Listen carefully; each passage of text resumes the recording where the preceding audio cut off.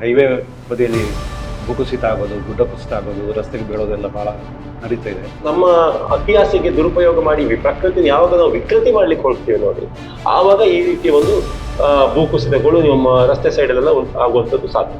ಪಶ್ಚಿಮ ಘಟ್ಟದ ಒಳಗೆ ನಮ್ಗೆ ಯಾರಿಗಲ್ಲಿ ಅಷ್ಟೊಂದು ಗೊತ್ತಿಲ್ಲ, ಒಳಗಿನ ಪರಿಸ್ಥಿತಿ ಹೇಗಿದೆ, ಕಾಡಂಚಿನ ಜನ ಅದರ ಬಗ್ಗೆ ಯಾವ ರೀತಿ ಕಾಳಜಿ ವಹಿಸ್ಕೊಂಡಿದ್ದಾರೆ ಹೇಗೆ ಅಂತ ನೋಡಿ. ಅಭಿವೃದ್ಧಿ ಬೇಕು, ಅಗತ್ಯ. ಎಲ್ಲ ಕಡೆಯಲ್ಲೂ ಅಭಿವೃದ್ಧಿ ಇಲ್ಲದೆ ಯಾವುದಿಲ್ಲ, ಅಭಿವೃದ್ಧಿ ಬೇಕು. ಆದರೆ ಅಭಿವೃದ್ಧಿ ಮಾಡುವುದರಲ್ಲಿ ನಾವು ನಮ್ಮದು ಪ್ರಾಕೃತಿಕ ಸಂಪನ್ಮೂಲ ಎಷ್ಟು ಕಳ್ಕೊಳ್ತೇವೆ, ಆ ಕಳ್ಕೊಂಡ ಭಾಗಕ್ಕೆ ನಾವು ಎಷ್ಟು ಕೂಡಿಟ್ಟಿರ್ತೇವೆ, ಅದು ಮಾಡ್ತಾ ಇಲ್ಲ. ಇದಕ್ಕೆಲ್ಲ ಕಾರಣ ಯಾರು? ಅಧಿಕಾರಿಗಳ, ಸರ್ಕಾರವ, ಅಥವಾ ಇದರ ಬಗ್ಗೆ ಯೋಚನೆ ಮಾಡಬೇಕಾದ ಜನಗಳ? ದೇವಸ್ಥಾನದ ಗುಡಿಯೊಳಗಿರುವ ಒಂದು ಕಲ್ಲು ದೇವರಾಗೋದಿದ್ರೆ, ಒಂದು ಮರದ ತುಂಡು ದೇವರಾಗೋದಿದ್ರೆ, ಇಂಥ ಸಹಸ್ರಾರು ಕಲ್ಲುಗಳನ್ನು, ದೊಡ್ಡ ದೊಡ್ಡ ಮರದ ಬೆಟ್ಟಗಳನ್ನು ಹೊತ್ತಿರುವಂಥ ಪಶ್ಚಿಮ ಘಟ್ಟ ಯಾಕೆ ದೇವರಾಗೋದಿಲ್ಲ ಅಂತ? ದೇವ ಮಂದಿರ ಅಲ್ವಾ? ದೇವ ಮಂದಿರ ಆಗಬೇಕಲ್ವಾ? ಅದನ್ನು ಯಾಕೆ ಅರ್ಥ ಮಾಡ್ಕೊಳ್ಳೋದಿಲ್ಲ? ಇದನ್ನು ಫಸ್ಟ್ ಅರ್ಥ ಮಾಡ್ಕೋಬೇಕು. ಪಶ್ಚಿಮ ಘಟ್ಟ ಉಳಿಬೇಕಿದ್ರೆ ಒಂದು ಹಂತದಲ್ಲಿ ಸರ್ಕಾರ ನಿಷ್ಠುರವಾಗಿ ನಿರ್ಧಾರವನ್ನು ತೆಕ್ಕೊಳ್ಬೇಕು. ಕೋಳಿಯನ್ನು ಕೇಳಿ ಪದಾರ್ಥಕ್ಕೆ ಕರೀಲಿಕ್ಕೆ ಸಿದ್ಧಾಂತವನ್ನು ಬಿಡಬೇಕು.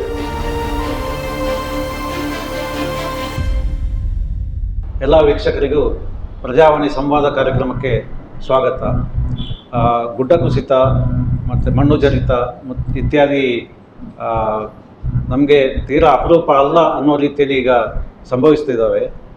ಈ ಕುರಿತು ಇವತ್ತು ಚರ್ಚೆ ಮಾಡಲಿಕ್ಕೆ ನಮ್ಮ ಜೊತೆ ದಿನೇಶ್ ಹೊಳ್ಳ, ಆಮೇಲೆ ಶಶಿಧರ್ ಶೆಟ್ಟಿ ಅವರು ಇಲ್ಲಿಗೆ ಬಂದಿದ್ದಾರೆ. ದಿನೇಶ್ ಹೊಳ್ಳ ಅವರು ಪಶ್ಚಿಮ ಘಟ್ಟದ ಕಾಡುಗಳಲ್ಲಿ ಓಡಾಡ್ತಾ ಮತ್ತು ಕಾಡಿನ ಅಂಚಿನಲ್ಲೂ ಓಡಾಡ್ತಾ, ಈ ಕಡೆನೂ ಕೆಲಸ ಮಾಡ್ತಾ ಪಶ್ಚಿಮ ಘಟ್ಟದ ಎಲ್ಲ ಮರ್ಮವನ್ನು ತಿಳ್ಕೊಂಡವರು. ದಿನೇಶ್ ಹೊಳ್ಳ ಅವರು, ನಿಮಗೆ ಸ್ವಾಗತ. ಶಶಿಧರ್ ಶೆಟ್ಟಿ ಅವರು ಸೂಕ್ಷ್ಮ ವಿಷಯಗಳ ಬಗ್ಗೆ ಗಮನ ಕೊಡ್ತಾ ಹೋರಾಟ ಮಾಡ್ತಾ, ಆಮೇಲೆ NECF ಅಂತ ಒಂದು ಸಂಸ್ಥೆ ಮಾಡಿಕೊಂಡು ಅದರಲ್ಲಿ ಸಾಮಾಜಿಕ ಜಾಲತಾಣಗಳಲ್ಲಿ ಕೂಡ ಹೋರಾಟದ ಕಿಚ್ಚನ್ನು ಹಚ್ತಾ ಕೆಲಸ ಮಾಡ್ತಾ ಇರೋರು. ಶೆಟ್ಟಿ ಅವರೇ, ನಿಮಗೂ ಸ್ವಾಗತ. ನಮಸ್ತೆ. ಮುಂಗಾರು ಕೈಕೊಟ್ಟಿತ್ತು. ಆಮೇಲೆ ಜೂನ್ ಮತ್ತು ಜುಲೈಯಲ್ಲಂತೂ ಹಲವು ಕಡೆಗಳಲ್ಲಿ, ವಿಶೇಷವಾಗಿ ನಮ್ಮ ಕರಾವಳಿಯಲ್ಲಿ ತೀರಾ ಅತಿಯಾಗಿ ಮಳೆ ಬೀಳಬೇಕಾದ ಕರಾವಳಿ ಭಾಗದಲ್ಲಿ ಕೂಡ ಮಳೆ ತೀರಾ ಕಮ್ಮಿಯಾಗಿದೆ. ವಾಡಿಕೆಗಿಂತ ತುಂಬ ಕಡಿಮೆ ಅಂತಲೇ ಬಂದಿದೆ. ಹೀಗಾಗಿ ಈ ಗುಡ್ಡ ಕುಸಿತ ಮತ್ತು ಮಣ್ಣು ಜರಿತ ಮುಂತಾದ ಘಟನೆಗಳು ಹೆಚ್ಚು ಸಂಭವಿಸಲಿಲ್ಲ. ಬಟ್ ಮಳೆಗೂ ಕುಸಿತಗಳಿಗೂ ಸಂಬಂಧ ಇದೆ ಅಂತ ನಮಗೆಲ್ಲ ಗೊತ್ತು. ಮಳೆ ಬರುವಾಗೆಲ್ಲ ಗುಡ್ಡ ಕುಸಿತ ಆಗುತ್ತೆ ಅಂತ ನಾವೆಲ್ಲ ಅಂದ್ಕೊಂಡಿದ್ದೀವಿ. ಈ ಮಳೆ ಇಲ್ಲದಿರುವುದಕ್ಕೆ ಇಂಥ ವಿಕೋಪಗಳು ಕಾರಣ ಆಗ್ತವೆ ಎಂಬ ಜಿಜ್ಞಾಸೆ ಭಾಳ ಮಂದಿಯಲ್ಲಿದೆ. ಹಾಗೊಂದು ಸಾಧ್ಯತೆ ಇದೆಯಾ? ನೀವು ಕಂಡುಕೊಂಡ ಹಾಗೆ ಸಾಧ್ಯತೆ ಇದೆಯಾ ಹೇಗೆ ಅಂತ? ಇಲ್ಲ, ಮಳೆ ಬರುವ ವ್ಯವಸ್ಥೆಗೆ ನಾವು ಅಡ್ಡಿಪಡಿಸಿದ್ದೇವೆ. ಮಳೆ ಆದರೆ ಸೂಕ್ತ ಟೈಮಿಗೆ ಹಿಂದೂ ಬರ್ತಿತ್ತು, ಈಗಲೂ ಬರ್ತು, ಮುಂದೆ ಬರುವಂಥದ್ದೇ ಈ ಮಳೆ ಬರುವ ವ್ಯವಸ್ಥೆ. ಮತ್ತು ಮಳೆ ನೀರು ಅಂತರ್ಜಲ ಹಿಂಗಿಕೊಳ್ಳುವಂಥ ವ್ಯವಸ್ಥೆ, ಹೊಳೆಗಳ ಹರಿವು, ಇದಕ್ಕೆ ನಾವು ಅಡ್ಡಿಪಡಿಸಿದ್ದೇವೆ. ಯಾಕೆಂತ ಹೇಳಿದ್ರೆ ನೋಡಿ, ಇವತ್ತು ಪಶ್ಚಿಮ ಘಟ್ಟದಲ್ಲಿ ಆಗಲಿ, ನಾಡಿನಲ್ಲಿ ಆಗಲಿ, ನಗರದಲ್ಲಿ ಆಗಲಿ ಮಳೆಗಾಲದ ನೀರನ್ನು ಅಂತರ್ಜಲಕ್ಕೆ ಸೇರಿಸಿಕೊಳ್ಳುವ ವ್ಯವಸ್ಥೆಯನ್ನು ನಾವೆಲ್ಲ ಕೆಡಿಸಿದ್ದೇವೆ. ನಾವು ಎಲ್ಲಿ ನೋಡಿದ್ರೆ ಇಂಟರ್ಲಾಕು, ಕಾಂಕ್ರೀಟ್. ಮೊದಲು ಹಳ್ಳಿಯಲ್ಲಿ ಒಂದು ಗದ್ದೆ ತೋಟಗಳಾಗಿತ್ತು. ಗದ್ದೆ ತೋಟಗಳಲ್ಲಿ ಸಹಜವಾಗಿ ಒಂದು ಕೃಷಿ ಇರುವಲ್ಲಿ ಒಂದು ಕೆರೆ ಅಥವಾ ಒಂದು ನೀರಿಗೆ ಒಡ್ಡು, ಸಹಜವಾಗಿ ಗ್ರೀನರಿ ಆಯಿತು, ಅಂತರ್ಜಲವೂ ಆಯಿತು, ತಾಪಕ್ಕೂ ಎಲ್ಲ ವ್ಯವಸ್ಥೆ ಆಯಿತು. ಇವತ್ತು ಹಳ್ಳಿಗಳೆಲ್ಲ ಗದ್ದೆಗಳು ಸೈಟ್ಗಳಾದವು, ಫ್ಲ್ಯಾಟ್ಗಳಾದವು, ಪ್ಲಾಟ್ಗಳಾದವು. ನಗರ ಅಂತೂ ಬಿಡಿ, ದೀರ್ಘ ವೇಗದಲ್ಲಿ ಬೆಳೀತಾ ಉಂಟು, ಎಲ್ಲವೂ ಕಾಂಕ್ರೀಟೀಕರಣ ಆಗ್ತದೆ. ಅದಕ್ಕಿಂತ ಜಾಸ್ತಿ ಪಶ್ಚಿಮ ಘಟ್ಟದಲ್ಲಿ ಮಾನವ ಹಸ್ತಕ್ಷೇಪ ವರ್ಷಕ್ಕೆ ಜಾಸ್ತಿ ಆಗ್ತದೆ. ಮಾನವ ಹಸ್ತಕ್ಷೇಪ ಅಂದರೆ, ಈಗ ನಗರ ಬೆಳೀತಾ ಉಂಟು, ಮಂಗಳೂರು ಬೆಳೀತಾ ಉಂಟು, ಬೆಂಗಳೂರು ಬೆಳೀತಾ ಉಂಟು ಅಂತ ಹೇಳಿದರೆ ನೀರಿನ ಬೇಡಿಕೆ, ಕರೆಂಟಿದ್ದು ಬೇಡಿಕೆ ಆಟೋಮೆಟಿಕ್ ವೆಸ್ಟರ್ನ್ ಘಾಟ್ಸ್ಗೆ ಹೋಗಲೇಬೇಕು. ಅಲ್ಲಿ ಯಾವುದೋ ಒಂದು ಹೈಡಲ್ ಪ್ರಾಜೆಕ್ಟ್, ಅಲ್ಲಿ ಯಾವುದೋ ಒಂದು ನದಿಗೆ ಅಣೆಕಟ್ಟು ಕಟ್ಟೋದು, ಅಲ್ಲಿ ಇನ್ನೇನಾದರೂ ಬೃಹತ್ ನೀರಾವರಿ ಯೋಜನೆ ಅಂಥೇಳಿಯೇ ಇವತ್ತು ನಮಗೆ ಸಮಸ್ಯೆಗಳಾಗೋದು. ನೀರಾವರಿ ಯೋಜನೆ ಬೇಕು, ಎಲ್ಲ ಕಡೆ ನೀರಾವರಿ ಆಗತ್ತೆ. ಆದರೆ ಒಂದು ನದಿಯ ಧಾರಣಾ ಶಕ್ತಿಗಿಂತ ಮಿಗಿಲಾಗಿ, ಈಗ ಕಾವೇರಿ ಇರ್ಬೋದು, ನೇತ್ರಾವತಿ ಇರ್ಬೋದು, ಹೇಮಾವತಿ ಇರ್ಬೋದು, ಧಾರಣ ಶಕ್ತಿಗಿಂತ ಮಿಗಿಲಾಗಿ ನಾವು ಒತ್ತಡ ಹಾಕಿಕೊಂಡು ಒಂದು ನೀರಾವರಿ ಮಾಡಿದರೆ, ಇಲ್ಲಿ ಏನಾಗಿದೆ ಹೇಳಿದರೆ, ಈ ನೀರಿನ ಅವ್ಯವಸ್ಥೆ ಯಾಕಾಗ್ತಾ ಉಂಟು ಅಂತ ಹೇಳಿದರೆ, ಒಂದು ಕಡೆಯಲ್ಲಿ ನಗರ ಬೆಳೀತಾ ಉಂಟು, ಬೇಡಿಕೆ ಜಾಸ್ತಿ ಉಂಟು, ಇನ್ನೊಂದು ಕಡೆಯಲ್ಲಿ ನದಿ ಮೂಲಗಳು ನಾಶ ಆಗ್ತಾ ಉಂಟು. ನದಿ ಮೂಲಗಳು ಬಹಳ ಸೂಕ್ಷ್ಮ ಪ್ರದೇಶ. ನದಿ ಮೂಲಗಳಿಗೆ ಅದು ಹಾರ್ಟ್ ಬ್ರೈನ್ ಇದ್ದಾಗ, ಸಣ್ಣ ಸೂಜಿಯಲ್ಲಿ ಚುಚ್ಚಿದ್ರೂ ತೀವ್ರವಾದ ಗಾಯ ಆಗ್ತದೆ. ಇವತ್ತು ಈ ಗುಡ್ಡ ಕುಸಿತಗಳಿಗೆ ಕಾರಣ ಏನಂತ ಹೇಳಿದರೆ, ನದಿ ಮೂಲಗಳಂತಹ ಸೂಕ್ಷ್ಮ ಪ್ರದೇಶಗಳಲ್ಲಿ ನಾವು ಬೃಹತ್ ಯೋಜನೆಗಳನ್ನು ಮಾಡಿದ್ವಿ. ಅಲ್ಲಿಗೆ ರಸ್ತೆ ಮಾಡಿದೆವು, ಅಲ್ಲಿ ಅರಣ್ಯ ಒತ್ತುವರಿ ಆಯಿತು, ಅಲ್ಲಿ ದೊಡ್ಡ ದೊಡ್ಡ ರೆಸಾರ್ಟ್ಗಳಾಯ್ತು, ಕಾಂಕ್ರೀಟ್ ನಿರ್ಮಾಣ ಆಯಿತು. ಆ ಸೂಕ್ಷ್ಮ ಪ್ರದೇಶದಲ್ಲಿ ಮಳೆ ನೀರು ಸಹಜವಾಗಿ ಅಲ್ಲಿ ಒಳಗೆ ಜಲನಾಡಿಗಳು ಅದರಲ್ಲಿ ಸಹಜವಾಗಿ ಹೋಗ್ತಿತ್ತು. ಯಾವಾಗ ನಾವು ನಮ್ಮ ಹಸ್ತಕ್ಷೇಪದ ಸರ್ಕಾರದ ಅಸಂಬದ್ಧ ಯೋಜನೆಗಳು ಅಲ್ಲಿ ದಬ್ಬಾಳಿಕೆ ದೌರ್ಜನ್ಯದ ಆದ ನಂತರ ಅಲ್ಲಿ ಆ ಜಲನಾಡಿಗಳಲ್ಲಿ ಮಳೆ ನೀರಿಗಿಂತ ಅಧಿಕವಾಗಿ ಇನ್ನುಳಿದ ತ್ಯಾಜ್ಯಗಳಲ್ಲಿ ಹೋದಾಗ ಜಲಸ್ಫೋಟ ಆಗಿ ಭೂಕುಸಿತ ಆಗೋದು. ಭೂಕುಸಿತ ಆಗಲಿಕ್ಕೆ ನೇರ ಕಾರಣ ಪಶ್ಚಿಮ ಘಟ್ಟದ ಮೂಲ ಪ್ರದೇಶವನ್ನು ನಾವು ಯಥಾ ಪ್ರಕಾರ ಬಿಟ್ಟು ಬಿಡಬೇಕಿತ್ತು. ಅದರ ಪಾಡಿಗೆ ಅದು ನದಿ ಮೂಲವನ್ನು ಅದರ ಪಾಡಿಗೆ ಬಿಟ್ಟು ಬಿಟ್ಟರು ಏನಾಗ್ತದೆ. ಆದರೆ ನಾವು ನದಿ ಮೂಲ ನೋಡಿ, ಇವತ್ತು ಹೆಚ್ಚಿನ ಭೂಕುಸಿತಗಳಾದಂಥ ನದಿ ಮೂಲಗಳಿಗೆ ಸಮಸ್ಯೆ ಆದಂಥ ಪ್ರದೇಶಗಳಲ್ಲಿ ಇನ್ನೊಂದು ಕಡೆಯಲ್ಲಿ ಬರ್ಬೋದು. ಯಾವ ಮಾನವ ಜನವಸತಿ ಇಲ್ಲದ ಪ್ರದೇಶದಲ್ಲೂ ಭೂಕುಸಿತ ಆಯಿತು ಅಂತ ಹೇಳಿದ್ರೆ, ಒಂದು ಕಡೆಯಲ್ಲಿ ಗುಡ್ಡ ಕುಸಿತ ಆಯಿತು ಅಂತ ಹೇಳಿದ್ರೆ ಅದು ಇಡೀ ಅದರ ಮೇಲ್ಭಾಗದಲ್ಲಿರುವುದು ವೈಬ್ರೇಷನ್, ಇದು ಭೂಕಂಪ ಆದಾಗ. ಈಗ ಇಲ್ಲಿ ಗುಡ್ಡ ಕುಸಿತ ವೈಬ್ರೇಷನ್ ಆಯಿತು ಅಂತ ಹೇಳಿದ್ರೆ 15 ಕಿಲೋಮೀಟರ್ವರೆಗೂ ಪಶ್ಚಿಮ ಘಟ್ಟಕ್ಕೆ ಲಿಂಕ್ ಇರ್ತದೆ. ಯಾಕೆಂದ್ರೆ ನೀರಿನ ಒತ್ತಡ ಇರುವಂಥ ಮಣ್ಣಿನ ಪ್ರದೇಶ ಅದು ಎಲ್ಲ ಕಡೆಯಲ್ಲೂ ಭೂಕುಸಿತ ಆಗುವಂಥದ್ದು. ಭೂಕುಸಿತ ಆದಷ್ಟು ಮುಂದಿನ ಮಳೆಗಾಲದಲ್ಲಿ ಮಳೆ ನೀರು ಸ್ಟೋರೇಜ್ ಆಗುವಂಥ ಕಡಿಮೆ ಆಗ್ತದೆ. ಯಾಕಂದರೆ ಮಳೆ ನೀರು ಸ್ಟೋರೇಜ್ ಆಗುವಂಥ ಹುಲ್ಲು ಪ್ರದೇಶ ಛಿದ್ರ ಆದ ಕೂಡಲೇ ಅಲ್ಲಿ ಇಡೀ ಕಲ್ಲು ಮಣ್ಣು ಕಂಡ ನಂತರ ಮಳೆ ನೀರು ಇಂಗಿತಾಗ್ಲಿಕ್ಕೆ ಅವಕಾಶ. ಅದೊಂದು ಜಿಜ್ಞಾಸೆ ಇದೆ, ಅಂದರೆ ಉಲ್ಟಾ ಪರಿಣಾಮ ಆಗುವ ಸಾಧ್ಯತೆ ಇದೆ. ಖಂಡಿತ ಹೌದು. ನೋಡಿ, ಮೊದಲು ಈಗ ಪಶ್ಚಿಮ ಘಟ್ಟದಲ್ಲಿ ಹುಲ್ಲಿನ ಹೊದಿಕೆ ಇತ್ತು, ಅರಣ್ಯ ಇತ್ತು, ಸೋಲಾ ಅರಣ್ಯ ಇತ್ತು, ಹುಲ್ಲಿನ ಹೊದಿಕೆ ಇತ್ತು. ಅದು ಭದ್ರತೆ, ನಮಗೆ ಚರ್ಮ ಇದ್ದಾಗ ಇಡೀ ಪಶ್ಚಿಮ ಘಟ್ಟಕ್ಕೊಂದು ಅದು ಭದ್ರತೆ. ಅದು ಯಾವಾಗ ಈ ಭೂಕುಸಿತ ಆಯಿತು, ಅರಣ್ಯ ಒತ್ತುವರಾಯಿತು, ಅಲ್ಲಿ ಏನಾದರೂ ನಮ್ಮ ರೆಸಾರ್ಟ್ಗಳು ಕಾಮಗಾರಿಗಳಾದ ನಂತರ ನೇರವಾಗಿ ಕಲ್ಲು ಮಣ್ಣು ಕಾಣ್ತಾ ಇದೆ. ಕಲ್ಲು ಮಣ್ಣು ಕಾಣುವ ಸೂರ್ಯನ ಕಿರಣಕ್ಕೆ ನೇರವಾಗಿ ಬೀಳುವಾಗ ಆ ಸುತ್ತ ಇಡೀ ತಾಪಮಾನ ಜಾಸ್ತಿ ಆಯಿತು. ಒಂದು ಕಲ್ಲು ಅಥವಾ ಮಣ್ಣಿಗೆ ಬಿದ್ದಗಳು, ಅದರಿಂದಾಗಿ ಇವತ್ತು ಭೂಕುಸಿತ ಆಗೋದು, ಅದರಿಂದಾಗಿ ಇವತ್ತು ಜಲ ದುರಂತಗಳಾಗೋದು, ಮಳೆ ಬಾರದ ಪ್ಲೇಸಲ್ಲಿ ಮಳೆ ಬರೋದು. ಯಾವ್ದು ನೋಡಿ, ಈಗ ಸುಲಭವಾಗಿ ಹೇಳಿದ್ರೆ ನಮ್ಮ ಎತ್ತಿನಹೊಳೆ ಪ್ರಾಜೆಕ್ಟಲ್ಲಿ ದೊಡ್ಡ ದೊಡ್ಡ ಬೆಟ್ಟಗಳ ಒಳಗಿನ ಬಂಡೆಗಳನ್ನು ಡೈನಮೈಟ್ ಹಾಕಿ ಬ್ಲಾಸ್ಟ್ ಮಾಡಿದ್ರು. ಕಂಪನ ಆಯಿತು. ಕಂಪನ ಆದಗಳು ಏನಾಯ್ತು ಅಂತ ಹೇಳಿದ್ರೆ ಅಲ್ಲಿ ಸಹಜವಾಗಿ ಮುಂದಿನ ಮಳೆಗಾಲದಲ್ಲಿ ನೀರು ಸ್ಟೋರೇಜ್ ಆಗ್ತದೆ ಮತ್ತು ಮಳೆ ಹರಿವು ಕಡಿಮೆ ಆಗ್ತದೆ. ಇಡೀ ಪ್ರದೇಶಕ್ಕೆ ತೊಂದರೆ ಆಗ್ತದೆ. ಶಶಿಧರ್ ಶೆಟ್ಟಿ ಅವರೇ, ನೀವು ಕಂಡ ಹಾಗೆಂದರೆ ಈಗ ನಾವು ಪಶ್ಚಿಮ ಘಟ್ಟದಿಂದ ಈಚೆ ಬಂದು ನಾವು ರಸ್ತೆ ಬದಿಯಲ್ಲಿ, ಅಂದರೆ ಹೈವೇ ಬದಿಯಲ್ಲಿ ಭೂಕುಸಿತ ಆಗೋದು, ಗುಡ್ಡ ಕುಸಿತ ಆಗೋದು, ರಸ್ತೆಗೆ ಬೀಳೋದೆಲ್ಲ ಭಾಳ ನಡೀತಾ ಇದೆ. ಅದರ ಮಳೆ ಮತ್ತು ಇದರ ನಡುವಿನ ಸಂಬಂಧವನ್ನು ನೀವು ಹೇಗೆ ನೋಟ್ ಮಾಡಿದ್ದೀರಿ ಅಂತ? ಒಬ್ಬ ಮನುಷ್ಯನಿಗೆ ಒಂದು ಧಾರಣ ಸಾಮರ್ಥ್ಯ ಅಂತ ಹೇಗಿರ್ತದೆ, ಒಬ್ಬ ಮನುಷ್ಯನ ತಲೆ ಮೇಲೆ ಎಷ್ಟು ಕೆಜಿ ಒಂದು ಇಟ್ಟಿಗೆ ಇರ್ಬೋದು, 20 kg, 30 kg, 50 kg ಇಟ್ಟಿಗೆ ಇರ್ಬೋದು. ಅದ 70 kg ಮನುಷ್ಯನ ಮೇಲೆ. ಅದೇ ಮನುಷ್ಯನ ಮೇಲೆ ನಾವು ಒಂದು 150 kg ವೆಯ್ಟ್ ಅನ್ನ ಅಥವಾ 500 kg ವೆಯ್ಟ್ ನಮ್ಮ ತಲೆ ಮೇಲೆ ಇಟ್ಟರೆ ಏನಾಗ್ತದೆ ಹೇಳಿದ್ರೆ ನಾವು ಕುಸಿದು ಹೋಗ್ತೇವೆ. ಮನುಷ್ಯ ಒಂದು ಜೀವಿ, ಪ್ರಕೃತಿಯಲ್ಲಿ ವಾಸಿಸ್ತಕ್ಕಂಥ ಹಲವಾರು ಜೀವಿಗಳಲ್ಲಿ ಮನುಷ್ಯ ಒಂದು ಜೀವಿ. ಪ್ರಕೃತಿ ಹುಟ್ಟಿದ ಮೇಲೆ ಮನುಷ್ಯ ಹುಟ್ಟಿದ. ಅದೇ ಪ್ರಕೃತಿಗೆ ಪ್ರತಿಯೊಂದು ಡಿವಿಷನ್ಗೆ ಕೂಡ ಒಂದು ಧಾರಣ ಸಾಮರ್ಥ್ಯ ಅಂತ ಇರ್ತದೆ. ಆ ಧಾರಣೆ ಸಾಮರ್ಥ್ಯಕ್ಕಿಂತ ಹೆಚ್ಚಾಗಿ ನಾವು ಅದರ ಮೇಲೆ ಒತ್ತಡವನ್ನು ಹಾಕಿದಾಗ ಪ್ರಕೃತಿಯಿಂದ ನೋಡಿ, ಮರದಿಂದ ಬಿಡುವಂಥ ಹಣ್ಣನ್ನು ನಾವು ಕಿತ್ಕೊಂಡು ತಿನ್ಬೋದು ಬಿಟ್ಟರೆ, ಮರವನ್ನೇ ಕಿತ್ಕೊಂಡು ತಿಂದರೆ ಪುನಃ ಹಣ್ಣು ತಿನ್ನಕ್ಕಾಗಲ್ಲ. ಇದು ಕೂಡ ಅಷ್ಟೇ, ಪ್ರಕೃತಿಯಿಂದ ನಮ್ಗೆ ಎಷ್ಟು ಬೇಕು ಅದನ್ನು ನ್ಯಾಯಸಮ್ಮತವಾಗಿ ನಮಗೆ ನಮ್ಮ ಉಪಯೋಗಕ್ಕೆ ಎಷ್ಟು ಬೇಕು ಅಷ್ಟು ಮಾತ್ರ ಬಳಸ್ಕೊಳ್ಳಿದ್ರೆ ಏನೋ ಇಂಥ ಸಮಸ್ಯೆಗಳು ಬರುವುದಿಲ್ಲ. ಆದರೆ ಪ್ರಕೃತಿಯನ್ನು ನಮ್ಮ ದುರುಪಯೋಗ ಮಾಡಿಕೊಂಡು, ನಮ್ಮ ಅತಿಯಾಸೆಗೆ ದುರುಪಯೋಗ ಮಾಡಿ ಪ್ರಕೃತಿನ ಯಾವಾಗ ನಾವು ವಿಕೃತಿ ಮಾಡ್ಲಿಕ್ಕೆ ಹೋಗ್ತೀವಿ ನೋಡಿ, ಆವಾಗ ಈ ರೀತಿಯ ಒಂದು ಭೂಕುಸಿತಗಳು ನಮ್ಮ ರಸ್ತೆ ಸೈಡಲ್ಲೆಲ್ಲ ಆಗುವಂಥದ್ದು ಸಾಧ್ಯ. ಇದಕ್ಕೆ ಇನ್ನೂ ಒಂದು ಕಾರಣ ಅಂತ ಹೇಳಿದರೆ, ನಮ್ಮಲ್ಲಿ ಟೆಕ್ನಾಲಜಿಗಳು, ಈ ನಮ್ಮಲ್ಲಿರುವಂಥ ಅಭಯಂತರರಂತ ಯಾರು ಕರಿತೀವಿ ನೋಡಿ, ಕಾಮಗಾರಿ ಮಾಡೋರು ಇವರೆಲ್ಲರೂ, ಇವರಿಗೆ ಬೇಕಾಗಿದ್ದು ಬಹುಕೋಟಿಯ ಯೋಜನೆಗಳು ಬಿಟ್ಟರೆ, ಇಂಜಿನಿಯರ್ ಬಹುಕೋಟಿಯ ಯೋಜನೆಗಳಲ್ಲಿ ಯಾವ್ಯಾವುದರಲ್ಲಿ ಎಷ್ಟು ಪರ್ಸೆಂಟೇಜು ಅದನ್ನು ಸ್ಯಾಂಕ್ಷನ್ ಮಾಡಿದ ಅಧಿಕಾರಿಯಿಂದ ಹಿಡಿದು ರಾಜಕಾರಣಿಗಳಿಂದ ಹಿಡಿದು ಯಾರ್ಯಾರು ಎಷ್ಟು ಹೊಡ್ಕೊಂಡು ಬಿಡೋದು ಬಿಟ್ಟರೆ, ಅದು ವೈಜ್ಞಾನಿಕವಾಗಿ ಕಾರ್ಯಸಿಂಧುವ, ಅದನ್ನು ವೈಜ್ಞಾನಿಕವಾಗಿ ನಮ್ಮ ಪ್ರಕೃತಿಯನ್ನ ಹಾಳು ಮಾಡದೆ ಸಸ್ಟೈನೇಬಲ್ ಆಗಿ ಮಾಡಲಿಕ್ಕೆ ಸಾಧ್ಯ ಉಂಟಾ? ಈಗ ಅಭಿವೃದ್ಧಿ ಬೇಕು, ಅಭಿವೃದ್ಧಿ ಬೇಡ ಅಂತಿಲ್ಲ. ಈಗ ಚೈನಾದಲ್ಲಿಯೋ ಏಷ್ಯಾದ ಬೇರೆ ರಾಷ್ಟ್ರಗಳಲ್ಲಿ ನಾವು ನೋಡ್ಬೋದು, ಪಶ್ಚಿಮ ಘಟ್ಟಗಳಲ್ಲಿ ಕೂಡ ಸುರಂಗಗಳನ್ನು ಮಾಡಿಕೊಂಡು ಹೋಗಿದ್ದಾರೆ. ಇಲ್ಲಿಯೂ ಕೂಡ ಕೆಲವು ಕಡೆ ಪಿಲ್ಲರ್ಗಳನ್ನು ಹಾಕಿದ್ದಾರೆ, ಅನಿಮಲ್ ಕ್ರಾಸಿಂಗ್ ಕಾರಿಡಾರ್ಗಳನ್ನು ಮಾಡಿದ್ದಾರೆ. ಕಾಡು ಪ್ರಾಣಿಗಳ ಓಡಾಟಕ್ಕಾಗಲಿ, ನದಿ ಮೂಲಗಳ ಒಂದು ಹರಿವಿನ ಧಕ್ಕೆಗಾಗಲಿ ಎಲ್ಲಿಯೂ ತೊಂದರೆ ಆಗದಾಗೆ ಮಾಡಿದ್ದಾರೆ. ಆದರೆ ನಮ್ಮಲ್ಲಿ ಹಾಗೆ ಅಲ್ಲ. ನಮ್ಮಲ್ಲಿ ಯೋಜನೆ ಎಲ್ಲುಂಟು ಅಂತ ಗೊತ್ತಿಲ್ಲ. ಫಾರ್ ಎಕ್ಸಾಂಪಲ್, ಈಗ ಇನ್ನೂ ನಮ್ಮ ಮಂಗಳೂರು ಮೂಡಿಬಿದ್ದ ರಸ್ತೆ ಇನ್ನು ಫಿನಿಶಿಂಗ್ ಮಾಡ್ಕೊಳ್ಳಿಕ್ಕೆ ಆಗಲಿಲ್ಲ.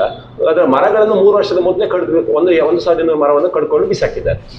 ಅಂದರೆ ಇವರಿಗೆ ಕಾಣುವಂಥದ್ದು ಅಲ್ಲಿಯ ಉತ್ಪತ್ತಿಗಳು. ಈಗ ಪಶ್ಚಿಮ ಘಟ್ಟಗಳಲ್ಲಿ ಕೂಡ ಅಷ್ಟೇ. ಈಗ ಶಿಶಿಲಾ ಬೈರಾಪುರ ರಸ್ತೆ, ಅಲ್ಲಿರುವಂಥ ಒಂದು ದಿವಸಕ್ಕೆ ಎಷ್ಟು ಟ್ರಾಫಿಕ್ ಹೋಗ್ತದೆ, ಅಲ್ಲಿರುವಂಥ ಟ್ರಾಫಿಕ್ ಅದು ಸಾಕ, ಅಥವಾ ಅಲ್ಲಿರುವ ಭೂಮಿಯ ಒಂದು ಗುಣಮಟ್ಟ ಹೇಗಿದೆ, ಅಲ್ಲಿ ಭೂಮಿಯ ಶಿಲಾಪದರ, ಅಲ್ಲಿ ಮೇಲೆ ಜೇಡಿ ಮಣ್ಣು, ಶೇಡಿ ಮಣ್ಣು, ಮೆಕ್ಕಲು ಮಣ್ಣು, ಅವುಗಳ ಧಾರಣ ಸಾಮರ್ಥ್ಯ ಎಷ್ಟುಂಟು, ಅಲ್ಲಿ ಒಂದು ಕಲ್ಲನ್ನು ಜಾರಿಸಿದ್ರೆ ಈಗ ನಾವು ಕಂಪೌಂಡ್ ವಾಲ್, ಸಿಮೆಂಟ್ ಇಲ್ಲದೆ ಕಂಪೌಂಡ್ ವಾಲನ್ನು ಒಂದು ಟ್ರಿಕ್ನಲ್ಲಿ ಕಟ್ಕೊಂಡು ಹೋಗ್ತೀವಿ, ಕೆಳಗಡೆ ಒಂದು ಕಲ್ಲು ತೆಗೆದ್ರೆ ಮೇಲ್ಗಡೆ ಕುಸಿತದೆ. ನಮಗೆ ಇದು ಕೂಡ ಪಶ್ಚಿಮ ಘಟ್ಟಗಳಿರುವಂಥ ಕಲ್ಲು ಕೂಡ ಹಾಗೆ. ಹೊಳ್ರೆ ಹೇಳಿದಾಗೆ ಎಲ್ಲೋ ಒಂದ್ ಕಡೆ ಆದ ಕಂಪನಿ 15 ಕಿಲೋಮೀಟರ್ ದೂರದಲ್ಲಿ ಕೂಡ ಅಲ್ಲಿ ಭೂಕುಸಿತ ಆಗ್ಲಿಕ್ಕೆ ಸಾಧ್ಯತೆ ಹೇಗೆ ಹೇಳಿದ್ರೆ, ಭೂಮಿಯ ಪದರಗಳ ಹಾಗೆ ಉಂಟು. ಮೇಲೆ ಗೊಬ್ಬರ ಮೆಕ್ಕಲು ಮಣ್ಣು, ಅದ್ರ ಕೆಳಗೆ ಸಾದಾ ಮಣ್ಣು, ಅದ್ರ ಕೆಳಗೆ ಮುಂದೆ ಹೋದ್ರೆ ಒಂದು 50, 25, 40 ಮೀಟರ್ ಕೆಳಗೆ ಹೋದ್ರೆ ಜೇಡಿ ಮಣ್ಣು ಸಿಗ್ತದೆ, ಅದ್ರ ಕೆಳಗೆ ಶೇಡಿ ಮಣ್ಣು, ಕಡೆಗೆ ಶಿಲಾಪದರ. ಶೇಡಿ ಮಣ್ಣು ಹೇಗೆ ಹೇಳಿದ್ರೆ ಶಿಲಾಪದರ ಮತ್ತೆ ಜೇಡಿ ಮಣ್ಣನ್ನು ಒಂದಕ್ಕೊಂದಕ್ಕೆ ಸಂಪರ್ಕಿಸ್ತಕ್ಕಂಥ ಒಂದು ಪದರ, ನಮ್ಮ ಮನುಷ್ಯನ ಮೂಳೆ ಮತ್ತು ಮಾಂಸವನ್ನು ಅಲ್ಲಿ ವೈಟ್ ಒಂದು ಲೇಯರ್ ಹೇಗೆ ಕಾಂಟ್ಯಾಕ್ಟ್ ಮಾಡ್ತದೆ ಹಾಗೆ. ಅದು ಡ್ರೈ ಇರಬೇಕು, ಆ ಶೇಡಿ ಪದರ ಡ್ರೈ ಇರಬೇಕು, ಅದು ವೆಟ್ ಆಗಬಾರ್ದು, ಅದು ಡ್ರೈ ಇರಬೇಕು. ನಾವೀಗ ಎತ್ತಿನ ಹೊಳೆ ಅಂತ ಒಂದು ಯೋಜನೆಯಲ್ಲಿ ಎಷ್ಟು ಈಗ ಸಕಲೇಶ್ಪುರದ ವಿಭಾಗ ಇರ್ಬೋದು, ಕಾಡುಮನೆ ಎಸ್ಟೇಟ್ಗಳಲ್ಲಿರ್ಬೋದು, ಎಷ್ಟು ಇವರು ಬ್ಲಾಸ್ಟ್ ಮಾಡಿದ್ದಾರೆ ಅಂತ ಹೇಳಿದ್ರೆ, ಗುಜರಾತ್ನ ತಪ್ಪತಿಯಿಂದ ಈಚೆಗೆ ಕನ್ಯಾಕುಮಾರಿವರೆಗೆ ವೆಸ್ಟರ್ನ್ ಘಾಟ್ಸ್ನ ಒಳಗಡೆ ಇರ್ತಕ್ಕಂಥ ಎಲ್ಲ ಸ್ಟೋನ್ಗಳು ಒಂದಕ್ಕೊಂದಕ್ಕೆ ಇಂಟರ್ಲಿಂಕ್ ಆಗಿರುವಂಥದ್ದು ಅಡಿಗಡೆ. ಅದು ಶೋಲೋ ಫಾರೆಸ್ಟ್, ಅದು ಸಾಫ್ಟ್ ಸ್ಟೋನ್ಸ್. ವರ್ಷದ 365 ದಿವಸದಲ್ಲಿ ಒಂದು 5-6 ತಿಂಗಳು 4-5 ತಿಂಗಳು ಪಶ್ಚಿಮ ಘಟ್ಟಗಳಲ್ಲಿ ಬಿದ್ದ ಮಳೆಯ ನೀರನ್ನು ಅದು ಸ್ಟೋರೇಜ್ ಮಾಡಿಕೊಂಡು ಆ ನೀರು ಆ ಕಲ್ಲಿನಲ್ಲಿ ಫೋರಾ ಫಾರೆಸ್ಟ್ನ ಗರ್ಭದಲ್ಲಿರ್ತಕ್ಕಂಥ ಶಿಲಾ ಸ್ಪಾಂಜ್ ರೂಪದಲ್ಲಿರುವ ಶಿಲೆಯಲ್ಲಿ ಒಂದು 1000 TMC ನೀರಲ್ಲಿ ಶೇಖರಣೆ ಆಗಿರ್ತದೆ. ಅದು ನಮ್ಮ ಮನೆಯ ಓವರ್ ಹೆಡ್ ಟ್ಯಾಂಕಿಯಲ್ಲಿ ಇದ್ದಂತ ನೀರಿದ್ದಂಗೆ. ಓವರ್ ಹೆಡ್ ಟ್ಯಾಂಕಿಯಲ್ಲಿ ನೀರಿದ್ರೆ ಮಾತ್ರ ನಮಗೆ ಕಿಚನಲ್ಲಿ ಟ್ಯಾಪಲ್ಲಿ ನೀರು ಬರುತ್ತೆ. ಆ ಶೋಲಾ ಫಾರೆಸ್ಟ್ನ ನಮ್ಮ ಹೊರಟರು ಈಗಾಗಲೇ ಒಂದು ಬೇರೆ ಇಂಟ್ರೋನಲ್ಲಿ ಚೆನ್ನಾಗಿ ಹೇಳಿದ್ದಾರೆ. ಬಹಳ ಒಂದು ಹೆಡ್ಡನಿಗೂ ಕೂಡ ಏನೂ ABCD ಗೊತ್ತಿಲ್ಲದ ಹೆಡ್ಡನಿಗೂ ಅರ್ಥ ಆಗುವ ರೀತಿಯಲ್ಲಿ ಹೇಳಿದ್ದಾರೆ. ಪಶ್ಚಿಮ ಘಟ್ಟಗಳಲ್ಲಿರ್ತಕ್ಕಂಥ ಒಂದು ಇರುವೆಯಿಂದ ಆನೆವರೆಗೆ, ಒಂದು ಹುಲ್ಲಿನಿಂದ ಒಂದು ದೊಡ್ಡ ಮರದವರೆಗೆ ಅವುಗಳ ಸಂಬಂಧ ಏನು, ಅವು ಇದ್ರೆ ಮಾತ್ರ ನಮಗೆ ಒಂದು ಶುದ್ಧ ನೀರು ಎಲ್ಲಿಂದ ಸಿಗುತ್ತೆ, ಪಶ್ಚಿಮ ಘಟ್ಟದ ಒಂದು ಹೆಲ್ತಿ ಫಾರೆಸ್ಟ್ ಹೇಗೆ ಉಳಿಯುತ್ತೆ ಅನ್ನೋದು ಬಹಳ ಚಂದಲ್ಲಿ ಎಕ್ಸ್ಪ್ಲೇನ್ ಮಾಡಿದ್ದಾರೆ. ಅದೇ ರೀತಿ ಆ ಒಂದು ಒಳಗಡೆಯ ಸ್ಟೋನಿಗೆ ಇವರು ಬ್ಲಾಸ್ಟ್ ಮಾಡಿಕೊಂಡು ಒಂದು ಇಲ್ಲಿಗಲ್ ರಸ್ತೆ ಮಾಡಿಕೊಂಡು ಅವೈಜ್ಞಾನಿಕವಾಗಿ ಕಾಮಗಾರಿ ಮಾಡಿಕೊಂಡು ಪಶ್ಚಿಮ ಘಟ್ಟದ ಇವರ ಜಲಮೂಲವನ್ನು ನಾಶ ಮಾಡ್ಕೊಂಡು ಹೋದ್ರೆ ಕುಸಿತ ಅಲ್ಲಿ ಮಾತ್ರ ಅಲ್ಲ, ಎಲ್ಲ ಭಾಗದಲ್ಲೂ ಕುಸಿತ ಸ್ಟಾರ್ಟ್ ಆಗುತ್ತೆ. ಒಳ್ಳೆಯವರು ಈಗ ಅದೇ ಮತ್ತೆ ಅಭಿವೃದ್ಧಿ ಬಗ್ಗೆ ಮಾತು ಬಂತು. ಇಂಥ ವಿಷಯ ಬಂದಾಗೆಲ್ಲ ಈ ಸಂಘರ್ಷಗಳು ಇದ್ದೇ ಇದ್ದಿದ್ದು. ಅಭಿವೃದ್ಧಿ ಬೇಕು ಅಂತ ಹೇಳುವವರು ಮತ್ತು ಅಭಿವೃದ್ಧಿಯನ್ನು ಭಾಳ ಸರಿಯಾದ ರೀತಿಯಲ್ಲಿ ಮಾಡಬೇಕು ಅಂತ ಬಯಸುವವರು ಒಂದು ವರ್ಗ, ಅದು ಒಂದು ಕ್ಷೀಣ ಧ್ವನಿ ಅದು. ಈಗ ನೀವು ನಿತ್ಯವೂ ಎನ್ನುವ ರೀತಿಯಲ್ಲಿ ಪಶ್ಚಿಮ ಘಟ್ಟದಲ್ಲೆಲ್ಲ ಓಡಾಡ್ತಾ ಇರೋರು, ಅಲ್ಲಿಯ ಜನಗಳ ಜೊತೆ ಸಂವಾದ ಮಾಡ್ತಾ ಇರೋರು, ನಿತ್ಯವೂ ಅನ್ನೋ ರೀತಿಯಲ್ಲಿ ಸದ್ಯದ ಪರಿಸ್ಥಿತಿ ಪಶ್ಚಿಮ ಘಟ್ಟದ ಒಳಗೆ ನಮ್ಗೆ ಯಾರಿಗಲ್ಲಿ ಅಷ್ಟೊಂದು ಗೊತ್ತಿಲ್ಲ, ಬಹಳ ಮಂದಿಗೆ ಪಶ್ಚಿಮ ಘಟ್ಟದ ಒಳಗೆ ಏನು ನಡೀತದೆ ಗೊತ್ತಿಲ್ಲ. ಒಳಗಿನ ಪರಿಸ್ಥಿತಿ ಹೇಗಿದೆ, ಜನ ಕಾಡಂಚಿನ ಜನ ಅದರ ಬಗ್ಗೆ ಯಾವ ರೀತಿ ಕಾಳಜಿ ವಹಿಸ್ಕೊಂಡಿದ್ದಾರೆ ಹೇಗೆ ಅಂತ ನೋಡಿ. ಅಭಿವೃದ್ಧಿ ಬೇಕು, ಅಗತ್ಯ. ಎಲ್ಲ ಕಡೆಯಲ್ಲೂ ಅಭಿವೃದ್ಧಿ ಇಲ್ಲದೆ ಯಾವುದಿಲ್ಲ, ಅಭಿವೃದ್ಧಿ ಬೇಕು. ಆದರೆ ಅಭಿವೃದ್ಧಿ ಮಾಡುವುದರಲ್ಲಿ ನಾವು ನಮ್ಮದು ಪ್ರಾಕೃತಿಕ ಸಂಪನ್ಮೂಲ ಎಷ್ಟು ಕಳ್ಕೊಳ್ತೇವೆ, ಆ ಕಳ್ಕೊಂಡ ಭಾಗಕ್ಕೆ ನಾವು ಎಷ್ಟು ಕೂಡಿಟ್ಟಿರ್ತೇವೆ ಅದು ಮಾಡ್ತಾ ಇಲ್ಲ. ಈಗ ಒಂದು ನಿಯಮ ಇದೆ, ಒಂದು ಮರ ಕಡಿದ್ರೆ 10 ಗಿಡ ನೆಡಬೇಕು ಅಂತ. ಈ ಪಾಲನೆಯನ್ನು ಮಾಡ್ತಾ ಇಲ್ಲ, ನಾವು ಕಡಿಯೋದ್ರಲ್ಲೇ ಮಗ್ನರಾಗಿದೆ. ಇನ್ನೊಂದು ಅಂತ ಹೇಳಿದರೆ ನೋಡಿ, ಪಶ್ಚಿಮ ಘಟ್ಟ ಅಂದರೆ ಕೇವಲದ್ದು ಬೆಟ್ಟ ಗುಡ್ಡಗಳು ಕಾಡಲ್ಲ, ಅಲ್ಲಿಯ ಪ್ರತಿಯೊಂದು ಜೀವಿಗಳು ಆ ಬೆಟ್ಟವನ್ನು ಉಳಿಸಲಿಕ್ಕೆ ಕೆಲಸ ಮಾಡ್ತೇವೆ. ಉದಾಹರಣೆಗೆ ಸಣ್ಣ ಸಣ್ಣ ಕೀಟಗಳು, ಈಗ ನಾವು ಕಾಡಲ್ಲಿ ಹೋಗಿ ತರಗೆಲ್ಲ ಸ್ವಲ್ಪ ಸಣ್ಣ ಒಂದು ಹುಳ ಹೋಗ್ತಾ ಇರ್ತದೆ, ಅದು ನೆಗ್ಲಿಜಿಬಲ್ ಅಲ್ಲ. ಆ ಹುಳ ಮಾಡುವ ಕೆಲಸ ನಮ್ಗೆ ಗೊತ್ತಿಲ್ಲ, ಅದು ಇರುವೆ ಮಾಡುವ ಕೆಲಸಗಳು, ಜೇನುಹುಳ ಕಲ್ಪು, ಗೆದ್ದಲುಗಳು, ಮಂಗಗಳು, ಹಕ್ಕಿಗಳು. ನೋಡಿ, ಮಂಗಗಳು ಕಾಡಿನಲ್ಲಿ ಒಂದು ವಲಯದಿಂದ ಇನ್ನೊಂದು ವಲಯಕ್ಕೆ ಸಂಚಾರ ಮಾಡ್ತೇವೆ, ವಲಸೆ ಹೋಗೋದು, ಸಂಚಾರ ಮಾಡ್ತೇವೆ. ಅವುಗಳು ಆಹಾರಕ್ಕೋಸ್ಕರ ಇರ್ಬೋದು, ಬೇರೆ ಇರ್ಬೋದು. ಆದರೆ ಒಂದು ಮಂಗ ಈ ಕಾಡಿಂದ ಇನ್ನೊಂದು ಕಾಡಿಗೆ ಹೋಗ್ತದೆ ಅಂತ ಹೇಳಿದರೆ ಇಲ್ಲಿಯ ಹಣ್ಣನ್ನು 2 ಕಿಲೋಮೀಟರ್ ದೂರ ಕೊಂಡೋಗಿ ಹಾಕ್ತದೆ, ಅಲ್ಲಿಯ ಬೀಜವನ್ನು ಇಲ್ಲಿ ತಂದು ಹಾಕ್ತದೆ. ನೋಡಿ, ಬೀಜ ಪಸರಣೆಗೆ ಹಕ್ಕಿಗಳು ಹಣ್ಣು ತಿಂದರೂ ಹಾಕ್ತವೆ, ಹಿಕ್ಕೆ ಹಾಕಿದ್ರು ಅಲ್ಲಿ ಗಿಡ ಬೆಳೀತದೆ. ಈಗ ನಾವು ಮಂಗಟೆ ಹಕ್ಕಿಯ ಬಗ್ಗೆ ಒಂದು ದೊಡ್ಡ ಸ್ಟಡಿ ಮಾಡಿದ್ದೇವೆ ಕಳೆದ. ಏನಾಗ್ತಾ ಉಂಟು ಅಂತ ಹೇಳಿದರೆ ಪ್ರತಿಯೊಂದು ಜೀವಿಗಳು ಮುಖ್ಯ. ಈಗ ನಮಗೆ ನಾವು ಡೀಪ್ ಫಾರೆಸ್ಟಿಗೆ ಹೋಗ್ತೇವೆ, ಕಾಡಲ್ಲಿ ಮಲಗ್ತೇವೆ. ನಮಗೆ ಕೆಲವರು ಕೇಳ್ತಾರೆ, ನೀವು ಎಷ್ಟು ಡೀಪ್ ಫಾರೆಸ್ಟಿಗೆ ಹೋಗ್ತೀರಿ, ನಿಮ್ಮೊಟ್ಟಿಗೆ ಬಂದರೆ ಆನೆ ಹುಲಿ ಸಿಗ್ತದ ಅಂತ. ನಾವು 26 ವರ್ಷ ಅದನ್ನೇ ಹುಡುಕ್ತಾ ಇದ್ದೇವೆ. ಯಾವ ಎಲಿಫೆಂಟ್ ಕಾರಿಡಾರ್, ಯಾವ ಟೈಗರ್ ಕಾರಿಡಾರ್ ಅಲ್ಲಿ ಆನೆ ಹುಲಿಗಳೇ ಇಲ್ಲ. ಯಾಕೆ ಕಡಿಮೆ ಆಯ್ತು ಹೇಳಿದರೆ ನೋಡಿ, ಹುಲಿಗಳಿರುವ ಪ್ರದೇಶದಲ್ಲಿ ಇವರು ಏನೋ ಟೈಗರ್ ರಿಸರ್ವ್ ಅಂತ ಹೆಸರೇ ಹಿಡ್ಕೊಂಡು ಒಂದಷ್ಟು ರೆಸಾರ್ಟ್ಗಳನ್ನು ಮಾಡಿದರು. ಹುಲಿಗಳಿಗೆ ಬೇಕಾಗಿರುವ ಯಾವುದು ಕಾಡು ಕುರಿ, ಜಿಂಕಿ, ಕಡವೆ ಇವುಗಳನ್ನೆಲ್ಲ ಮನುಷ್ಯರು ತಿಂದುಬಿಟ್ರೆ ಹುಲಿಗಳಲ್ಲಿ ಬದುಕಬೇಕು. ಮತ್ತು ಹುಲಿಗಳು ಒಂದು ಕಡೆ ಇನ್ನೊಂದು ಕಡೆಗೆ ಅವುಗಳೊಂದು ಟೆರಿಟರಿ ಅಂತ ಮಾಡಿಕೊಂಡು ಅವು ವಲಸೆ ಹೋಗುವಾಗ, ಇನ್ನೊಂದು ಕಡೆ ವಲಸೆ ಹೋಗುವಾಗ ಅಲ್ಲಿ ನಗರದ ಜನರಿಗೆ ಏನೋ ಮಾಡ್ತಾ ಇದ್ದಾರೆ ಅಂತ ಹೇಳಿದ್ರೆ ನೋಡಿ, ನಾವು ಸುದ್ದಿ ಆಗೋದಂಥದ್ದು ಹುಲಿ ದಾಳಿ, ಆನೆ ದಾಳಿ, ಈ ಮನುಷ್ಯ ಇಷ್ಟೆಲ್ಲ ದಾಳಿ ಮಾಡಿದ್ದಾನೆ ವರ್ಷಾನುವರ್ಷ, ಅದು ಯಾವುದು ಸುದ್ದಿ ಆಗೋದಿಲ್ಲ. ಯಾಕಂತ ಹೇಳಿದ್ರೆ ಪಶ್ಚಿಮ ಘಟ್ಟದ ಸೂಕ್ಷ್ಮ ಪ್ರದರ್ಶನ ಅದೇ. ಈಗ ನಾವು save tiger, save forest, save ವರ್ಷ ಏನೂ ಬೇಡ, ಅದನ್ನು ಅದರ ಪಾಡಿಗೆ ಬಿಟ್ಟುಕೊಟ್ರೆ ಹುಲಿ ಬದುಕ್ತದೆ. ಹುಲಿಗಿರುವ ಕಾಡನ್ನು ಉಳಿಸಿಕೊಂಡ್ರೆ ಸಾಕು. ನಾವು ಹುಲಿಗಳಿಗೆ ದೊಡ್ಡ ದೊಡ್ಡ ಪ್ರಾಜೆಕ್ಟ್ ಮಾಡುವಂತೆ, ಹುಲಿಗಳಿಗೆ ಅದಂತೆ ಕೋಟಿಗಟ್ಟಲೆ ಖರ್ಚು ಮಾಡುವಂತೆ, ಪಾಪ ಅವುಗಳಿಗೆ ಮುಗ್ಧ, ಅವುಗಳಿಗೆ ಸಂಚಾರ ಮಾಡಲಿಕ್ಕೆ ಅವ ಸಂಚಾರ ವಲಯ ವ್ಯಾಪ್ತಿಯನ್ನು ಬಿಟ್ಟು ಬಿಡಿ. ಎಲ್ಲ ಪ್ರಾಣಿಗಳಿಗೂ ಅಷ್ಟೇ. ಇವತ್ತು ಯಾಕೆ ಊರಿಗೆ ಬರ್ತವೆ ಕಾಡಿನ ದಾಣಿ? ನಾವು ಹೇಳಿದಂಥದ್ದು ವನ್ಯಜೀವಿಗಳ ರಸ್ತೆಗೆ ಬಂದವಂತ ಇಲ್ಲ, ವನ್ಯಜೀವಿಗಳಿಗೆ ನಾವು ರಸ್ತೆ ಮಾಡಿದ್ವಿ, ಅದನ್ನು ಎಲ್ಲಿಯೂ ಆಲೋಚನೆ ಮಾಡ್ತಾ ಇಲ್ಲ ನಾವು. ಈಗ ಕಾಡಲ್ಲಿ ಅವುಗಳಿಗೆ ಎಲ್ಲ ಆಹಾರ, ಅವುಗಳು ಹೇಗಾಗೂ ಸರ್ವೈವ್ ಆಗ್ತವೆ, ಬಚಾವಾಗ್ತವೆ. ಮರಿಗಳಿಗೋಸ್ಕರ ನೀರು ಹುಡುಕಿಕೊಂಡು ಕಿಲೋಮೀಟರ್ ಗಟ್ಟಲೆ ಹೋಗ್ತವೆ. ರಾಮನಗುಡ್ಡ, ಸೊಪ್ಪಿನಗುಡ್ಡ ಅಂತ ಉಂಟು, ಅಲ್ಲಿ ಎಷ್ಟೋ ವರ್ಷಗಳಿಂದ ಸಹಜವಾಗಿ ಆದಂಥ ಒಂದು ಕೆರೆ, ನೀರು ವರ್ಷ ಪೂರ್ತಿ ನೀರಿರ್ತದೆ ನೋಡಿ. ಸೊಪ್ಪಿನಗುಡ್ಡದಿಂದ ರಾಮನಗುಡ್ಡಕ್ಕೆ ಪ್ರಾಣಿಗಳು ಹೋಗುವಾಗ ಅಲ್ಲಿ ಬಂದು ನೀರು ಕುಡಿತವೆ, ಅಲ್ಲಿ ಮಲಗ್ತವೆ. ಅದಕ್ಕೆ ಸಾಕ್ಷಿ ಇದೆ, ಕಾಡು ಕೋಣ ಸಗಣಿ ಹಾಕಿದ್ದು, ಮತ್ತು ಮಲಗಿದಲ್ಲಿ ಹುಲ್ಲು ಬೆಳೆದಿಲ್ಲ. ಇದು ಎಷ್ಟೋ ವರ್ಷಗಳಿರುವಂಥದ್ದು. ಆದರೆ ಈಗ ಇತ್ತೀಚೆಗೆ 3 ವರ್ಷಗಳಿಂದ ಫೆಬ್ರವರಿಯಲ್ಲಿ ನೀರು ಕಡಿಮೆ ಆಗ್ತಾವೆ ನೋಡಿ. ನಾವು ಅರ್ಧ ಗಂಟೆಗೆ ನೀರು ಹುಡುಕಿಕೊಂಡು ಹೋಗ್ತೇವೆ, ಅವುಗಳಿಗೆ ಆಹಾರ ಸಿಗ್ತಾ ಇಲ್ಲ, ನೀರು ಸಿಗ್ತಾ ಇಲ್ಲ. ಮರಿಗಳನ್ನು ಇದು ಮಾಡಬೇಕು ಅಂತ ಹೇಳುವಾಗ ಸಹಜವಾಗಿ ಹತ್ತಿರದ ಹಳ್ಳಿಗೆ ಬರ್ತವೆ. ಯಾಕೆಂದರೆ ಅಲ್ಲಿ ಹಲಸಿನ ಹಣ್ಣು, ಬಾಳೆ ಗಿಡ ಇಂಥ ಏನಾದರೂ ಇರ್ತದೆ ನೋಡಿ. ಇದು ನಾವು ದಾಳಿಯನ್ನು ಮಾತ್ರ ನೋಡ್ತೇವೆ. ದಾಳಿಯ ಹಿಂದೆ ಯಾರು ದಾಳಿ ಮಾಡಿದ್ದಾರೆ, ಇದಕ್ಕೆ ಪರಿಹಾರ ಆಗಬೇಕು. ವನ್ಯಜೀವಿಗಳ ಸಂರಕ್ಷಣೆ ಅಂದರೆ ಕೇವಲ ಅವುಗಳಿಗೊಂದು ದೊಡ್ಡ ಪ್ರಾಜೆಕ್ಟ್ ಮಾಡೋದಲ್ಲ. ವನ್ಯಜೀವಿ ಸಂರಕ್ಷಣೆಗೆ ಆಗುವಂಥ ಕಾಡನ್ನು ಉಳಿಸಿದರೆ ಆ ಕಾಡಲ್ಲಿ ಒಂದು ರೆಸಾರ್ಟು, ಮನೆ ಇರೋದಾಗೆ. ಈಗ ಭದ್ರಾದಲ್ಲಿ ಟೈಗರ್ ರಿಸರ್ವ್ ಅಂತ ಮಾಡಿದರು.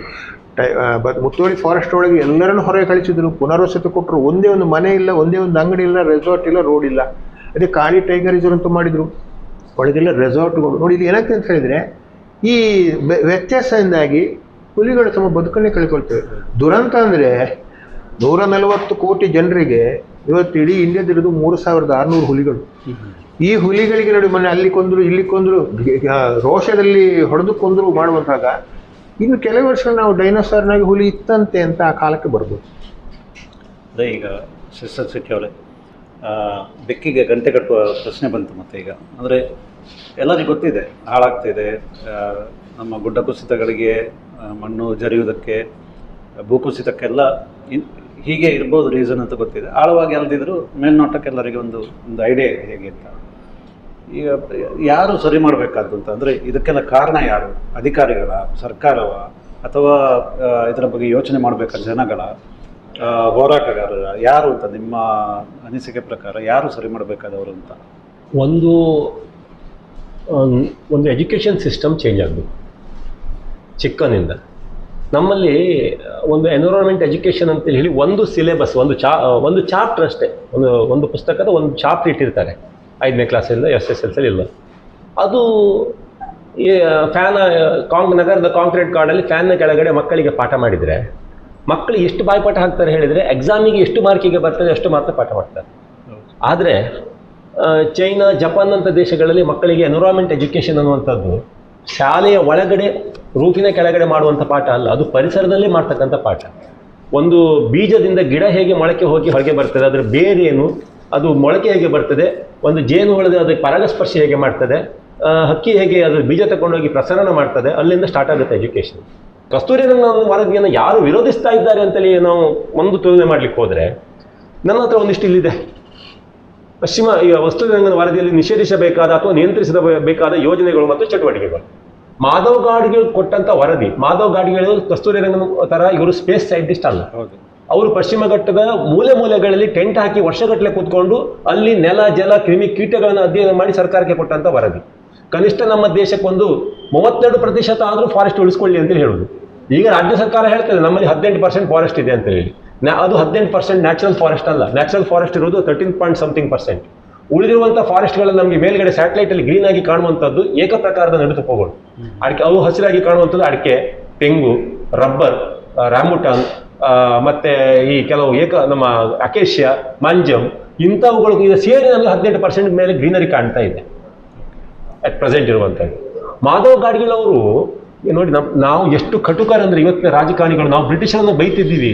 ಬ್ರಿಟಿಷರು ಅವರ ಆಡಳಿತದಲ್ಲಿ ಒಬ್ಬ ಸಾಮಾನ್ಯ ಜನ ಕೂಡ ಗೋವುಗಳನ್ನು ರಕ್ಷಣೆ ಅಂದರೆ ಗೋವುಗಳನ್ನು ಸಾಕೊಂಡು ಬದುಕಲಿ ಅಂತೇಳಿ ಹೇಳಿ. ನಮ್ಮದು ಕೃಷಿ ಪ್ರಧಾನವಾದಂಥ ದೇಶ, ಕೆಮಿಕಲ್ ಹಾಕಿ ಕೃಷಿ ಮಾಡುವಂಥದ್ದಲ್ಲ. ವಿಜಯ ಪಾಳಕರ್ ಅವರ ಶೂನ್ಯ ಬಂಡವಾಳದ ಕೃಷಿ ಅಂತುವಂತ ಫುಕೂಕ್ ಅವರು ಬರೆದಿರುವಂತದ್ದು ಒಂದು ಹುಲ್ಲಿನ ಕತೆ, ಅದನ್ನ ಇದು ಮಾಡಿದ್ದಾರೆ ವಿಜಯ ಪಾಳಕರ್ ಅವರು. ಒಂದು ಮಲ್ನಾಡು ಗಿಡ್ಡ ದನ ಇದ್ರೆ 1 ಎಕರೆ ಜಾಗಕ್ಕೆ ಕೆಮಿಕಲ್ ಇಲ್ಲದೆ ಕೃಷಿ ಮಾಡಬಹುದು ಅಂತೇಳಿ ಹೇಳ್ತಾರೆ. ಅಷ್ಟು ಅದರಲ್ಲಿ ಸಿಗುತ್ತೆ, ನಮಗೆ ಫರ್ಟಿಲೈಸರ್ ಸಿಗುತ್ತೆ. ಮಳೆಯ ಮೋಡಗಳ ಡಿಕ್ಕಿಯಿಂದ ನಮಗೆ ಯೂರಿಯಾ ಮತ್ತು ಸುಫಲ ಸಿಗುತ್ತೆ ಮಳೆ ಬರುವಾಗ. ಅದೇ ನ್ಯಾಚುರಲ್ ಆಗಿ ನಮ್ಮ ಹಿಂದೆ ಕೃಷಿಕರು ಮಾಡ್ಕೊಂಡಿರುವಂಥದ್ದು. ಪ್ರೊಫೆಸರ್ ಮಾಧವ್ ಘಾಡ್ಗಿಲ್ ಅವರು ಕೊಟ್ಟಂತ ವರದಿಯನ್ನ ಯಾಕೆ ವಿರೋಧಿಸಿದ್ರು ಹೇಳಿದ್ರೆ, ಆ ವರದಿಯ ವ್ಯಾಪ್ತಿಯಲ್ಲಿ ಬರ್ತಕ್ಕಂಥ ಈ ರೆಸಾರ್ಟ್ ಮಾಫಿಯಾದವರು ಒತ್ತುವರಿಗೆ ಎಕರೆಗಟ್ಟಲೆ ಒತ್ತುವರಿ ಮಾಡ್ಕೊಂಡವರು 50, 60, 30 ಎಕರೆ ಇವರುಗಳೆಲ್ಲ ರಾಜಕಾರಣಿಗಳ ಪ್ರೆಷರ್ ಹಾಕಿ ಅದನ್ನ ಈ ವರದಿ ಬೇಡ ಅಂತ ಹೇಳಿದ್ರು. ಮತ್ತೆ ಸ್ಪೇಸ್ ಸೈಂಟಿಸ್ಟ್ ಆದಂತ ಕಸ್ತೂರಿ ರಂಗನ್ ಕರೆಸಿ ನೀವೊಂದು ವರದಿ ಕೊಡಿ ಅಂತ ಹೇಳಿದ್ರು. ಇವರು ಮಲೆನಾಡಿಗೆ ಹೋಗಿ ಗುಡ್ಡ ಬೆಟ್ಟ ಹತ್ತಿ ಎಲ್ಲಿ ಒತ್ತುವರಿ ಆಗಿದೆ ಇಕೋ ಸೆನ್ಸಿಟಿವ್ ಇದೊಂದು ಇದು ಮಾಡಲಿಲ್ಲ. ಇವರು ಅದೇ ಸ್ಯಾಟಲೈಟ್ ಮಾಪ್ ಇಟ್ಕೊಂಡು ಒಂದು 30% ಅವ್ರು ಕೊಟ್ಟಂಥದ್ದನ್ನು ಟ್ರಿಮಿಂಗ್ ಮಾಡಿದ್ರು. ಅಂದ್ರೆ ಈ ಕೂದಲು ಇಷ್ಟುದ್ದ ಬೆಳೆದಿದ್ದನ್ನು ಇಲ್ಲಿ ಕಟ್ ಮಾಡಿ ಉಳಿದದೆಲ್ಲ 5 ಒತ್ತುವರಿ ತೊಂದರೆ ಇಲ್ಲ, ನೀವು ಮಾಡ್ಕೊಳ್ಳಿ, ಇಷ್ಟಿಷ್ಟು ಮಾತ್ರ ಗ್ರೀನರಿ ಇರೋದನ್ನ ಈಗ ಈ ಕಸ್ತೂರಿ ಈ ವರದಿ ಪ್ರಕಾರ ಇಕೋ ಸೆನ್ಸಿಟಿವ್ ಝೋನ್ ಅನ್ನು ಡಿಕ್ಲೇರ್ ಮಾಡಬಹುದು ಅಂತ. ಅದು ಮತ್ತೆ ಈಚೆ ಯಾವುದು ನಮ್ಮ ಚೂಯಿಂಗಮ್ ತಿಂದಾಗಿ 10-15 ವರ್ಷ ಆಯಿತು, ಅದನ್ನು ಕೂಡ ಜಾರಿಗೆ ಕೊಡಿಸ್ತಿಲ್ಲ. ಯಾಕೆ ಹೇಳಿದ್ರೆ ಇವರು ವರದಿ ಕೊಟ್ಟ ಮೇಲೆ ಮತ್ತೊಂದಿಷ್ಟು ಕ್ಯಾನ್ಸರ್ ರೂಪದಲ್ಲಿ ನಮ್ಮ ಜನಗಳು ಮತ್ತೆ ಉಳಿದ ಭಾಗವನ್ನು ಕೂಡ ಒತ್ತುವರಿ ಮಾಡಿಕೊಂಡು ಬ್ರಿಟಿಷರು ಕೊಟ್ಟಂತ ಗೋಮಾಳ ಭೂಮಿಯನ್ನು ಕೂಡ ಒತ್ತುವರಿ ಮಾಡ್ಕೊಂಡ್ರು, ಪಕ್ಷಭೇದ ಇಲ್ಲ ಒತ್ತುವರಿ ಮಾಡ್ಕೊಂಡ್ರು. ಈಗ ಅದು ಕೂಡ ಬೇಡ ಹೇಳ್ತಾರೆ. ನಾಳೆ ಈ ಕಸ್ತೂರಿ ರಂಗನ್ ಬಿಟ್ಟು ಇನ್ನೊಂದು ಯಾವುದೋ ಒಂದು ರಾಜಕಾರಣಿಗಳು ಕೊಟ್ಟಂತ ಇನ್ನೊಬ್ಬ ಬರ್ತಾನೆ, ಯಾವುದು ಪರಮಶಿವಯ್ಯರವರು ಕೊಟ್ಟಂತ ಎತ್ತಿನ ಹೊಳೆ ಯೋಜನೆ ಇದ್ದಾಗೆ ಮತ್ತೊಬ್ಬ ಅವನು ವರದಿ ಕೊಡ್ಲಿಕ್ಕೆ ಬರ್ತಾನೆ. ಈ ಕಸ್ತೂರಿ ರಂಗನ್ ಕೊಟ್ಟ ವರದಿಯ ಭೂಭಾಗದ ಇನ್ನೊಂದು 30% ಬಿಟ್ಟು ಇನ್ನೊಂದು ವರದಿ ಕೊಡ್ತಾನೆ. ನೆಕ್ಸ್ಟ್ ಅದು ಬೇಡ ಹೇಳ್ತಾರೆ. ಯಾಕಂದ್ರೆ ಮತ್ತು ಇವರು ಪಶ್ಚಿಮ ಘಟ್ಟ ಒತ್ತುವರಿ ಮಾಡ್ಕೊಂಡವರು ಮತ್ತೆ ಮೇಲೆ ಪಶ್ಚಿಮ ಘಟ್ಟದ ನೆತ್ತಿಯಲ್ಲಿ ಕೂತ್ಕೊಂಡಿರ್ತಾರೆ. ಕಡೆಗೆ ನಮಗೆ ಯಾವುದು ವರದಿ ಬೇಡ, ಪಶ್ಚಿಮ ಘಟ್ಟ ನಮ್ಮ ತಾತನ ಆಸ್ತಿ ಅಂತ ಹೇಳಿ ಕೂತ್ಕೊಂಡು ಇವರು ಪಶ್ಚಿಮ ಘಟ್ಟವನ್ನು ಲಗಾಡಿ ತೆಗೆದು ಮತ್ತೆ ಪುನಃ ನಾವು ಕೊರೋನಾ ಟೈಮ್ ಒಳಗೆ ಹೇಗೆ ಆಕ್ಸಿಜನ್ಗೆ ಡಾಕ್ಟರ್ ಹತ್ರ ತಿರ್ತೀವಿ ನೋಡಿ, ಶಾಲೆಗೆ ಮಕ್ಕಳನ್ನು ಕಳಿಸುವಾಗ ಬೆನ್ನಿಗೆ ಆಕ್ಸಿಜನ್ ಸಿಲಿಂಡರ್ ಹಾಕಿ ಕಳಿಸ್ತಕ್ಕಂಥ ಕಾಲವನ್ನು ನಾವು ಸ್ವಯಂಕೃತವಾಗಿ ಮಾಡ್ಕೊಳ್ತಕ್ಕಂಥ ಪರಿಸ್ಥಿತಿ ಬಂತು. ದಿನೇಶ್ ಅವರು, ಈಗ ಶಶಿಧರ್ ಆವಾಗ ಮಾತಾಡುವಾಗ ಪಕ್ವತೆ ಇಲ್ಲದ ಅಧಿಕಾರಿಗಳ ಬಗ್ಗೆ ಹೇಳಿದ್ರು, ಮತ್ತು ಕಾಳಜಿ ಇಲ್ಲದ ಜನಗಳ ಬಗ್ಗೆನೇ ಹೇಳಿದ್ರು. ಈ ಕುಸಿತಗಳಿಗೆ ಯಾರು ಕಾರಣ ಅಂತೇಳಿ ನಾವು ಬೊಟ್ಟು ಮಾಡ್ಬೋದು, ಯಾರನ್ನ ಬೊಟ್ಟು ಮಾಡ್ಬೋದು ಅಂತ, ಮೂಲ ಕಾರಣ ಯಾರು ಅಂತೇಳಿ ಕುಸಿತಗಳಿಗೆ, ಗುಡ್ಡ ಕುಸಿತಗಳಿಗೆ? ಇಲ್ಲ, ಇದರಲ್ಲಿ ದೋಷಾರೋಪಣೆ ಮಾಡುವಂಥದ್ದಲ್ಲ. ಇದರಲ್ಲಿ ಸರ್ಕಾರದ ಎಷ್ಟು ಪಾತ್ರ ಇದೆಯೋ ಜನರದ್ದು ಅಷ್ಟೇ ಪಾತ್ರ ಇದೆ. ಈಗ ಪಶ್ಚಿಮ ಘಟ್ಟ ಅಂದರೆ ಕೇವಲ ದಕ್ಷಿಣ ಕನ್ನಡಕ್ಕೆ ಅಲ್ಲ, ಇಡೀ ದಕ್ಷಿಣ ಭಾರತಕ್ಕೆ ಅದೊಂದು ಮೂಲ ಚೇತನ ಶಕ್ತಿ. ಈಗ ನೋಡಿ ನಮ್ಮೆಲ್ಲ ಬುಡದಲ್ಲೇ ಈ ಕಡೆ ಅರಬ್ಬಿ ಸಮುದ್ರ ಇದೆ, ಈ ಕಡೆ ಪಶ್ಚಿಮ ಘಟ್ಟ ಇದೆ. ಜನಸಾಮಾನ್ಯರು ನಾವು ಇವತ್ತು ಮಳೆ ಬರೋದು ಪಶ್ಚಿಮ ಘಟ್ಟದಿಂದ, ನೀರು ಹರಿಯೋದು ಪಶ್ಚಿಮ ಘಟ್ಟದಿಂದ, ನಾವಿವತ್ತು ಟ್ಯಾಪ್ ತಿರಿಸಿಕೊಂಡು ನೀರು ಬರೋದು ಫ್ಲ್ಯಾಟ್ಗಳಲ್ಲಿ ಪಶ್ಚಿಮ ಘಟ್ಟದಿಂದ, ಕರೆಂಟ್ ಸ್ವಿಚ್ ಹಾಕಿದವರೆಲ್ಲ ಕರೆಂಟ್ ಪಶ್ಚಿಮ ಘಟ್ಟ ಬರೋದು. ಅದನ್ನು ಜನಸಾಮಾನ್ಯರು ಅರ್ಥ ಮಾಡಿಕೊಳ್ಬೇಕು. ನೋಡಿ, ಇದು ಸಾಮಾಜಿಕವಾಗಿ, ಧಾರ್ಮಿಕವಾಗಿ ಎಲ್ಲ ಕಡೆಯಲ್ಲೂ, ಯಾಕಂದರೆ ಪಶ್ಚಿಮ ಘಟ್ಟ ಇದ್ದ ಕಾರಣ ಇವತ್ತು ದೇವಸ್ಥಾನದಲ್ಲಿ ಹೊಳೆಗಳಿವೆ, ತೀರ್ಥ ಇವೆ. ನಮ್ಮ ಜನರು, ನಾನು ಸ್ವಲ್ಪ ಸಣ್ಣ ಉದಾಹರಣೆ ಕೊಡ್ತೇನೆ ನೋಡಿ. ನಾವು ಆದಾಗಿ ಪಶ್ಚಿಮ ಘಟ್ಟ ಸ್ವಚ್ಛತಾ ಅಭಿಯಾನ ಅಂತ ಮಾಡ್ತೇವೆ. ಒಂದು ಕಡೆ ಸ್ವಚ್ಛತಾ ಅಭಿಯಾನ ಅಂತ ಮಾಡುವಾಗ ಒಂದು ಮನೆಯಲ್ಲಿ ಒಬ್ಬರು, ನಮ್ಮ ಮನೆಯಲ್ಲಿ ನಾಯಿ ಸತ್ತೋಗಿತ್ತು, ಕೊಳ್ತು ಹುಳ ಆಗಿತ್ತು, ವಾಸನೆ ಬರ್ತಿತ್ತು.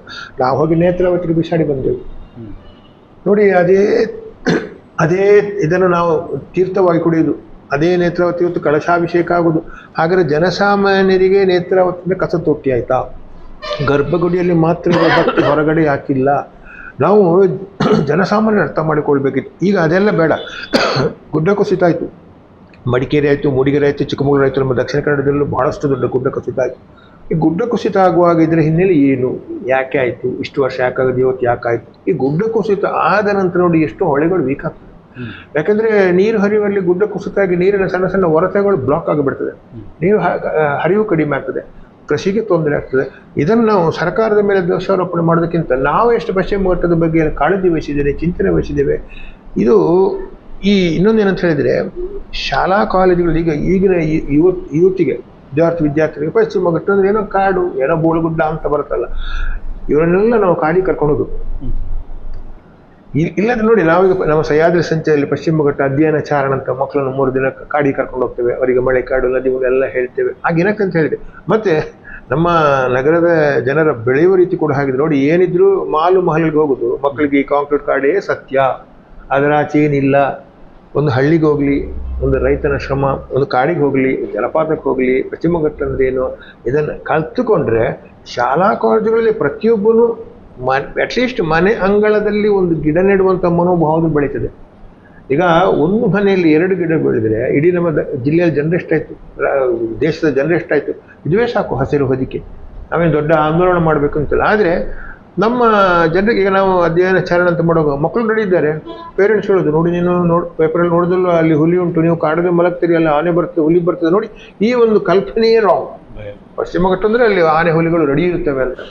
ಇದನ್ನು ಬದಲಾವಣೆ ಆದರೆ ಮನೆಯಲ್ಲಿ, ಶಾಲೆಯಲ್ಲಿ ಶಿಕ್ಷಕರು, ಮನೆಯಲ್ಲಿ ಪೋಷಕರು, ಇಲ್ಲ ನಮ್ಮ ಟೆಕ್ನಾಲಜಿ ಎಷ್ಟೇ ಬೆಳೀಲಿ, ನಿಮಗೆ ಎಷ್ಟೇ ಒಳ್ಳೆ ಉದ್ಯೋಗ ಸಿಗಲಿ, ಅದೇ ನಾಳೆ ಭವಿಷ್ಯಕ್ಕೆ ಇದು ನಮಗೆ ಬಹಳ ಮುಖ್ಯ ಅಂತ ಇದು ಮನವರಿಕೆ ಆಗಬೇಕು ಜನರಿಗೆ.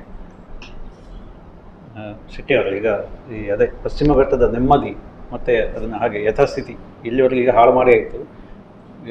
ಇನ್ನು ಉಳಿದ ಕಾಲದಲ್ಲಾದರೂ ಅದನ್ನು ಯಥಾಸ್ಥಿತಿಯಲ್ಲಿ ಉಳಿಸ್ಕೊಂಡು ಇರಬೇಕಿದ್ರೆ ಯಾರು ಮುಖ್ಯ ಪಾತ್ರ ವಹಿಸಬೇಕು? ಒಂದು ಸರ್ಕಾರ ಮುಂದೆ ಬರಬೇಕಾ, ಅಥವಾ ಹೋರಾಟಗಾರರ ಮುಂದೆ ಬರಬೇಕಾ, ಜನಗಳ ಮುಂದೆ ಬರಬೇಕಾ? ಅಂದರೆ ಈಗ ದಿನೇಶ್ ಅವರು ಹೇಳಿದ ಮಾತಿಗೆ ಆ್ಯಡ್ ಮಾಡಿ ಏನಾದ್ರು ಹೇಳುವಂಥದ್ದು ಇದೆಯಾ ನಿಮಗೆ ಅಂತ?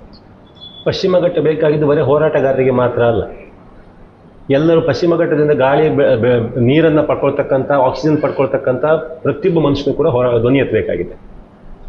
ಹೊರಳರು ಒಂದು ಮಕ್ಕಳಿಗೆ ಪಾಠ ಮಾಡೋ ಒಂದು ಹೇಳ್ತಿದ್ರು, ದೇವಸ್ಥಾನದ ಗುಡಿಯೊಳಗಿರುವ ಒಂದು ಕಲ್ಲು ದೇವರಾಗೋದಿದ್ರೆ, ಒಂದು ಮರದ ತುಂಡು ದೇವರಾಗೋದಿದ್ರೆ, ಇಂಥ ಸಹಸ್ರಾರು ಕಲ್ಲುಗಳನ್ನು, ದೊಡ್ಡ ದೊಡ್ಡ ಮರದ ಬೆಟ್ಟಗಳನ್ನು ಹೊತ್ತಿರುವಂಥ ಪಶ್ಚಿಮ ಘಟ್ಟ ಯಾಕೆ ದೇವರಾಗೋದಿಲ್ಲ ಅಂತ? ದೇವಮಂದಿರ ಅಲ್ವಾ? ದೇವಮಂದಿರ ಆಗಬೇಕಲ್ವಾ?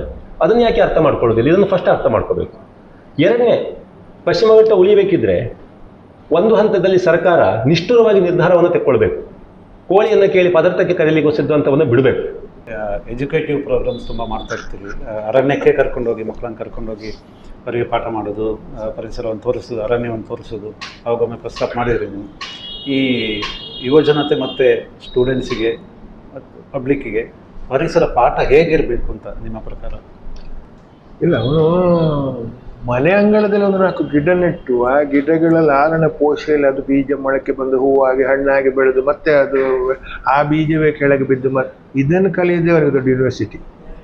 ಈಗ ನಾವು ನೋಡಿ, ಈಗ ನಾನು ಒಂದು ಕೆಲವು ವರ್ಷಗಳಿಂದ ಉತ್ತರ ಕನ್ನಡದ ಜೋಯಿಡಾ ಫಾರೆಸ್ಟಲ್ಲಿದ್ದೇನೆ. ಅಲ್ಲಿ ಅಡವಿ ಮಕ್ಕಳಿಗೆ ಎಜುಕೇಷನ್ ಕೊಡೋದು ಅಂತ. ಅಲ್ಲಿ ಇಷ್ಟಿಷ್ಟು 6ನೇ ಕ್ಲಾಸ್ ಮಕ್ಕಳಿಂದ ನನಗೆ ಕಲೀಲಿಕ್ಕೆ ಸಿಗ್ತದೆ ವನ್ಯಜೀವಿಗಳ ಬಗ್ಗೆ. ಯಾಕೆ ಅಂತ ಹೇಳಿದರೆ, ಹುಟ್ಟಿ ಬೆಳೆದದೇ ಕಾಡಲ್ಲಿ, ಆ ಕಾಡಿನ ಅಂಚು ಇಂಚು ವನ್ಯಜೀವಿಗಳೆಲ್ಲ ಗೊತ್ತು, ಆನೆ ಹುಲಿಗಳು ಭಯ ಇಲ್ಲ. ಈಗ ನಮ್ಮಲ್ಲಿ ಏನಂತ ಹೇಳಿದರೆ, ಎಲ್ಲ ಅರಣ್ಯ ಸಂಚಾರ ಮಾಡ್ತಾರೆ, ಸ್ಟಡಿ ಮಾಡ್ತಾರೆ, ಎಲ್ಲ ಮಾಡ್ತಾರೆ. ಒಂದು ವೆಸ್ಟರ್ನ್ ಘಾಟ್ಸಿಗೆ ಹೋಗಿ ಸ್ಟಡಿ ಮಾಡುವಂಥ ಕಾಲೇಜುಗಳಲ್ಲಿ ಪ್ರಾಜೆಕ್ಟ್ ವರ್ಕ್ ಅಂತ ಮಾಡಿಕೊಂಡು ಬಂದರೆ, ಆಗ ಏನಕ್ಕಂತ ಹೇಳಿದರೆ ಹತ್ತಿರದಲ್ಲಿ ಕಂಡಾಗ ಅದು ಮನಸ್ಸಿಗೆ ತೊಂದರೆ ಬರ್ತದೆ. ನಾನು ಎಲ್ಲ ಕಡೆ ಹೇಳ್ತೇನೆ, ವರ್ಷ ಇಡೀ ಗಿಡ ನೆಡೋದು ಬೇಡ, ನೀವು ಹುಟ್ಟುಹಬ್ಬಕ್ಕೊಂದು ಗಿಡ ನೆಡಿ. ನೀವು ಬೆಳೀತಾ ಬೆಳೀತಾ ಬೆಳೀತಾ ನಿಮ್ಗೆ 60 ವರ್ಷ ಆಗ ಅದು ಗಿಡ ಆಗಿ, ಅದು ಇನ್ನು ಹಣ್ಣು ಬಿದ್ದು ಬೀಜ ಆಗಿ, ಅದು ನೋಡಿ ಅದೇ ಸಾಕು. ನಾವು ಇದನ್ನು ಶಾಲಾ ಕಾಲೇಜಲ್ಲಿ ಆಗಬೇಕು. ಮತ್ತು ನಾವು ಕುಡಿಯುವ ನೀರಿರ್ಬೋದು, ನಾವು ಕುಡಿಯುವ ಇಲ್ಲಿ ಬಳಸುವ ಯಾವುದೇ ವಸ್ತುಗಳು ಅದು ಎಲ್ಲಿಂದ ಬಂದಿದೆ, ಏನು ಬಂದಿದೆ, ಅದು ನಾಶ ಆದರೆ ನಮಗೆ ನಾಳೆ ಯಾವುದೇ ಒಂದು ಟೆಕ್ನಾಲಜಿ, ನಮ್ಮದೊಂದು ಸ್ಲೋಗನ್ ಇದೆ, ಒಂದು ವಿಧಾನಸೌಧ ಬಿಡಲಿ ಅಥವಾ ಮೈಸೂರು ಅರಮನೆ ಬಿಡಲಿ, ಅದು ಏನಾದರೂ ಆಯಿತು ಅಂತ ಹೇಳಿದರೆ ಅದರ ಭವ್ಯವಾದ ಅರಮನೆ ಕಟ್ಬೋದು ಅಂತ ಟೆಕ್ನಾಲಜಿ ನಮ್ಮಲ್ಲಿದೆ. ಅದೇ ಒಂದು ನದಿ ಮೂಲ ನಾಶ ಆಗಿ ಹೋದರೆ ಅದನ್ನು ಜಗತ್ತಲ್ಲಿ ಯಾವ ಟೆಕ್ನಾಲಜಿ ಕೊಡೋಲ್ಲ ಮರುಸ್ಥಾಪಿಸಲಿಕ್ಕೆ. ಇದನ್ನು ನಾವು ಕಲಿಬೇಕು. ಈಗೇನಿದೆ ಮಕ್ಕಳಿಗೆ ಟೆಕ್ನಾಲಜಿ ಬೆಳೀತದೆ, ಆಗಲ್ಲ 10 ವರ್ಷ ನಂತರ ಅಲ್ಲ, ಏನಾದರೂ ಟೆಕ್ನಾಲಜಿಲಿ ಆಗ್ಬೋದಿಲ್ಲ. ಅದು ಟೆಕ್ನಾಲಜಿಯೇ ನೇಚರ್. ಇದನ್ನು ಮನೆಯಲ್ಲಿ, ಶಾಲೆಯಲ್ಲಿ ಮಕ್ಕಳಿಗೆ ನಾವೆಲ್ಲ ಮುಂದಿನ ಜನರೇಷನ್ ಹೇಳಿಕೊಟ್ರೆ ಸ್ವಲ್ಪ ಬದಲಾವಣೆ ಹಾಗೆ ಆಗ್ಬೋದು. ಶಿಸ್ತರ್ ಅವರು, ಈಗ ನೀವು ಅಂದರೆ ಕಾನೂನಾತ್ಮಕವಾಗಿಯೂ ತುಂಬ ಹೋರಾಟ ಎಲ್ಲ ಮಾಡುವ ವ್ಯಕ್ತಿ. ಈ ಜನಾಕ್ರೋಶ ಮತ್ತು ಬೀದಿ ಹೋರಾಟ ಇದೆಲ್ಲ ಅಂದರೆ ಅದು ಹಾಗೆ ಇರಬೇಕಲ್ಲ, ಅದರಲ್ಲೇನೋ ಬದಲಾವಣೆ ಆಗಬೇಕು ಅಂತ ಅನಿಸ್ತದೆ ನಿಮಗೆ? ಈಗ ಇರುವ ನಮ್ಮ ಧ್ವನಿ ಕ್ಷೀಣ ಅಂತ ಅನಿಸ್ತಿದೆಯಾ? ಇಲ್ಲ, ನಾವು ಯಾವತ್ತೂ ನಮ್ಮ ಧ್ವನಿ ಕ್ಷೀಣ ಅಂತ ಅನಿಸ್ಲೇ ಇಲ್ಲ. ನಾವು ಮತ್ತು ದಿನೇಶ್ ಹೊಳ್ರು ಎತ್ತಿನ ಹೊಳೆಯ ಮೊದಲ ಹೋರಾಟವನ್ನು 18 ವರ್ಷ ಮೊದಲು ಮಾಡುವಾಗ ಕೂಡ ನಾವು ಒಂದಿಷ್ಟು ಹೋರಾಟವನ್ನು ಅವಾಗ ಪ್ರಾರಂಭ ಮಾಡಿದ್ವಿ. ಜನಜಾಗೃತಿ ಮಾಡಲಿಕ್ಕೆ ಚಂಡೆ ತಗೊಂಡು ದಕ್ಷಿಣ ಕನ್ನಡ ಜಿಲ್ಲೆಗೆ ನೋಟ ಅಭಿಯಾನ ಮಾಡುವಾಗ ಇವರಿಗೆ ಮಂಡ್ಯ ಸಮ ಇಲ್ಲ, ನಿಕ್ಲೆ ಏರೋ ಮೂಜಿ ಓಟ್ ತಿಕ್ಕನ್ ಅಂತ ಹೇಳಿದ್ದಾರೆ. ಆದರೆ ಪ್ರಥಮ ಬಾರಿ 28,000 ಓಟನ್ನು ನೋಟಕ್ಕೆ ನಾವು ಪಡ್ಕೊಂಡಿದ್ದೇವೆ, ಇಡೀ ದೇಶದಲ್ಲಿ ಪ್ರಥಮ ಬಾರಿ. ಇನ್ನು ಆ ಕ್ಷೀಣ ಅನ್ನುವಂಥದ್ದು ಪರಿಸರ ಬಗ್ಗೆ ಮಾತಾಡಲಿಕ್ಕೂ ಅದ್ರ ಬಗ್ಗೆ ಧ್ವನಿ ಎತ್ತಲಿಕ್ಕೂ ಎಲ್ಲರಿಗೂ ಅದೇ ಕೆಲಸ ಮಾಡ್ಕೊಂಡು ಕೂತ್ಕೊಳ್ಳಿಕ್ಕೆ ಆಗೋದಿಲ್ಲ. ಬಹಳಷ್ಟು ಜನರಿಗೆ ಆಕ್ರೋಶ ಇದೆ, ಪರಿಸರ ಬೇಕು, ರಕ್ಷಣೆ ಮಾಡಬೇಕು. ಆದರೆ ಎಲ್ಲರಿಗೂ ಬೀದಿ ಹೋರಾಟ ಮಾಡಲಿಕ್ಕೂ ಇಲ್ಲ ಕಾನೂನಾತ್ಮಕ ಹೋರಾಟ ಮಾಡಲಿಕ್ಕೂ ಅವರದ್ದೇ ಆದಂಥ ಒಂದು ಇತಿಮಿತಿಗಳಿವೆ. ಆ ಇತಿಮಿತಿಯಲ್ಲಿ ಇರ್ತಾರೆ. ಆದರೆ ನಮಗೆ ಸಮಾಜದಲ್ಲಿ ಈ ಕಸ್ತೂರಿ ವರದಿ ಬೇಡ, ಪಶ್ಚಿಮ ಘಟ್ಟದಲ್ಲಿ ಒತ್ತುವರಿ ಮಾಡ್ಲಿಕ್ಕೆ ಅವಕಾಶ ಕೊಡಿ ಅಂತ ಒಂದು ದೊಡ್ಡ ಗ್ರೂಪ್ ಕಂಡಾಗೆ ಕಾಣ್ತದೆ. ಆದ್ರೆ ದೊಡ್ಡ ಗ್ರೂಪ್ ಅಲ್ಲ, ಅದು ಒಟ್ಟು ಜನಸಂಖ್ಯೆಯ 0.001% ಮಾತ್ರ. ಅವರ ಧ್ವನಿ ನಮ್ಮ ಹತ್ರ ಹೊರಗಡೆ ಈ ಸೋಷಿಯಲ್ ಮೀಡಿಯಾ ಮತ್ತೊಂದೆಲ್ಲ ಕಾಣ್ತಾ ಇದೆ ಬಿಟ್ರೆ ಅದು ಜನಾಕ್ರೋಶ ಅಲ್ಲ. ಜನರಿಗೆ ಎಲ್ಲರಿಗೂ ಪರಿಸರ ಬೇಕು, ಹುಟ್ಟು ಮಗುವಿನಿಂದ ನಾಳೆ ಸಾಯುವವರೆಗೂ ಆಕ್ಸಿಜನ್ ಬೇಕು, ಎಲ್ಲರಿಗೂ ಬೇಕು, ಅದೇ ಇದಲ್ಲ. ಮತ್ತೆ ಕಾನೂನಾತ್ಮಕ ಹೋರಾಟಗಳಲ್ಲಿ ವಿಫಲ ಅಂತೇಳಿ ಹೇಳಿಕ್ಕೆ ಆಗುದಿಲ್ಲ. ಈ ಹೋರಾಟಗಾರರು ನಾವು ನಾನು 240 ಕೇಸ್ಗಳನ್ನು ಅಟೆಂಡ್ ಮಾಡಿದ್ದೇನೆ. ಅಟ್ ಪ್ರೆಸೆಂಟ್ 35 ಕೇಸ್ಗಳನ್ನು ಇನ್ನೂ ಫೈಟ್ ಮಾಡ್ತಾ ಇದ್ದೇನೆ. ಒಂದು ಕೇಸಲ್ಲಿ 14 ಪರ್ಸನ್ ಆಗಿ ನಾನು ಫೈಟ್ ಮಾಡ್ತಾ ಇದ್ದೇನೆ. ಬಟ್ ಎಲ್ಲೂ ಕೂಡ ನನಗೆ ಸೋಲ್ ಅಂತೇಳಿ ಹೇಳಿ ನಾನು ಎಣಿಸ್ಲಿಲ್ಲ. ಯಾಕಂದ್ರೆ ಸೋತಿದ್ದು ನಾನಲ್ಲ, ಸೋತಿದ್ದು ಎಲ್ಲೋ ನ್ಯಾಯಾಲಯದಲ್ಲ ಕಲಾಪಗಳಲ್ಲಿ ಸೋತಿದ್ದು ಜನರು ಸೋತಿದ್ದಾರೆ ಅಂತ ಎಣಿಸ್ಕೊಳ್ತೇನೆ. ಜನರಲ್ಲ, ಇದು ಪರಿಸರಕ್ಕೂ ಸೋಲಲ್ಲ, ಜನರು ಸೋಲು. ಯಾಕಂದ್ರೆ ನಾವು ಯಾರ ಪರಿಸರವನ್ನು ರಕ್ಷಣೆ ಮಾಡಲಿಕ್ಕೆ ಕೇಸ್ ಹಾಕಿರ್ತೀವಿ, ಆ ಕೇಸಲ್ಲಿ ನಾವು ಸೋತಿದ್ದಲ್ಲ, ಈ ಬೆನಿಫಿಷರನ್ನು ತಕ್ಕೊಳ್ಳಿಕ್ಕೆ ಪರಿಸರದಿಂದ ಬೆನಿಫಿಟ್ ಅನ್ನು ತಕ್ಕೊಳ್ತಾ ಅಂತ ಎಲ್ಲರೂ ಸೋತಿದ್ದಾರೆ ಅಂತ ತಿಳ್ಕೊಳ್ತೇನೆ. ಗೆದ್ರೆ ನಮ್ಮ ಗೆಲುವು ಅಲ್ಲ, ಅದು ಪ್ರಕೃತಿಯ ಗೆಲುವು, ಮುಂದಿನ ಜನಾಂಗದ ಮಕ್ಕಳ ಗೆಲುವು ಅಂತ ತಿಳ್ಕೊಳ್ತೇವೆ. ನಮ್ಮ ಹತ್ರ ಇವತ್ತು ಕೇಳೋದುಂಟು, ಹೊರಟ್ರೆ ಈಗಿನ ಎತ್ತಿನ ಒಳ್ಳೆ ಹೋರಾಟ ಒಡೆಮಟ್ಟೆ ಬತ್ತಣ್ಣ ಅಂತೇಳಿ. ಅಂದ್ರೆ ಲೇಬಲ್ ಒಂದು ಹೋರಾಟಗಾರಿಗೆ ಅನಿಸಿ ಬಿಡುದು ನಿಮ್ಮ ಹೋರಾಟ ಅಂತ. ಆಗ ನಾವು ಕೇಳುದುಂಟು, ನೀವೆಲ್ಲಿಂದ ಗಾಳಿ ತಕ್ಕೊಳ್ಳೋದು, ನೀವೆಲ್ಲಿ ಬೇರೆ ದೇಶದವರ, ನೀವು ಬೇರೆ ದೇಶದ ತೊಂದರೆ ಇಲ್ಲ. ಪಶ್ಚಿಮ ಘಟ್ಟದಲ್ಲಿ ಇವತ್ತು ಮಳೆ ಮೋಡ ಆದ್ರೆ ಮಾತ್ರ ಜಪಾನಲ್ಲಿ ಇವತ್ತು ಮಳೆ ಬೀಳ್ತದೆ. ಇಲ್ಲಿ ಮಳೆಯ ನಿರ್ವಾತ ಪ್ರದೇಶ ಉತ್ಪತ್ತಿ ಆದ್ರೆ ಮಾತ್ರ. ಪಶ್ಚಿಮ ಘಟ್ಟ ನಮಗೆ ಮಾತ್ರ ಅಲ್ಲ, ದೂರದ ಜಪಾನ್ ಅವರು ಅವರ ದೇಶದಲ್ಲಿ ಮಳೆ ಬೀಳಲಿ ಅಂತ ಭಾರತ ಸರ್ಕಾರಕ್ಕೆ ಕೋಟಿಗಟ್ಟಲೆ ದುಡ್ಡು ಕೊಡ್ತದೆ ಗಿಡ ನಡಿ ಅಂತೇಳಿ ಹೇಳಿ. ನಾವು ನಮ್ಮ ಅಧಿಕಾರಿಗಳು ಗೊತ್ತುಂಟಲ್ಲ, ಅದನ್ನ ಮ್ಯಾಪಲ್ಲಿ ಸ್ಕೆಚಲ್ಲಿ ಯಾವುದು ಅಕೇಶಿಯಾ ಫಾರೆಸ್ಟ್ ಅನ್ನು ಜಪಾನ್ ಅವರಿಗೆ ತೋರಿಸಿ ಇವರಿಗೆ ಬೇಕಾದಂಥ ಫಂಡನ್ನು ಬೇರೆ ಕಡೆ ಟರ್ನ್ ಮಾಡ್ಕೊಂಡು ತಿಂತಕ್ಕಂಥ ವ್ಯವಸ್ಥೆ ನಮ್ಮಲ್ಲಿದೆ. ಆದರೆ ಹೋರಾಟ ಅನ್ನುವಂಥದ್ದು, ನಾವು ಯಾರು ಹೋರಾಟಗಾರರಲ್ಲ. ದಿನೇಶ್ ಹೊಳ್ರಾಗ್ಲಿ ನಾವಾಗಲಿ ಪರಿಸರ ಹೋರಾಟಗಾರರು ಅಲ್ಲ, ನಮ್ಗಂತ ಹೋರಾಟ ಟೈಟಲ್ಲು ಬೇಡ.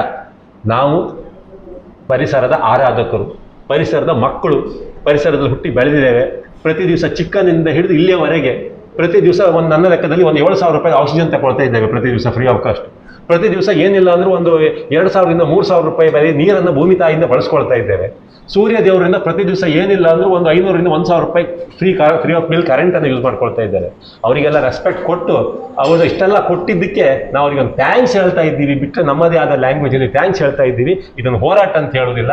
ಆದರೆ ಭೂಮಿ ದೇವರು, ಜಲದೇವತೆ, ಸೂರ್ಯ, ಪರಿಸರದಿಂದ ಇಷ್ಟೆಲ್ಲ ಪಡ್ಕೊಂಡಂಥ ಜನ ಬರೇ ನೀವು ದೇವಸ್ಥಾನದ ಗುಡಿಯೊಳಗಿರ್ತಕ್ಕಂಥ ಇಲ್ಲ ಚರ್ಚು ಮಸೀದಿಯಲ್ಲಿ ಹೋಗಿ ಪ್ರಾರ್ಥನೆ ಮಾಡೋದು ಬೇಡ ಅಂತ ಹೇಳೋದಿಲ್ಲ. ಆದರೆ ಕಣ್ಣಿಗೆ ಕಾಣುವಂಥ ಪಶ್ಚಿಮ ಘಟ್ಟದ ದೇವರುಗಳನ್ನು ನೀವು ನಿರ್ಲಕ್ಷ್ಯ ಮಾಡಬೇಡಿ, ಅದು ಮುಂದಕ್ಕೆ ಅಪಾಯ ಕಟ್ಟಿದಂತ ಹೇಳಲಿಕ್ಕೆ ಕೊನೆಯದಾಗಿ ನಾನು ಇಚ್ಛೆ ಪಡ್ತೀನಿ. ಇಷ್ಟೊತ್ತು ನಮ್ಮ ಜೊತೆ ಇದ್ದು ತುಂಬ ಸೂಕ್ಷ್ಮ ವಿಷಯಗಳನ್ನು ಮಾತಾಡಿದ್ರಿ, ಒಂದಷ್ಟು ಮಾಹಿತಿ ಹಂಚಿಕೊಂಡಿದ್ರಿ. ನಿಮಗೆ ಇಬ್ಬರಿಗೂ ಧನ್ಯವಾದ. Thank you.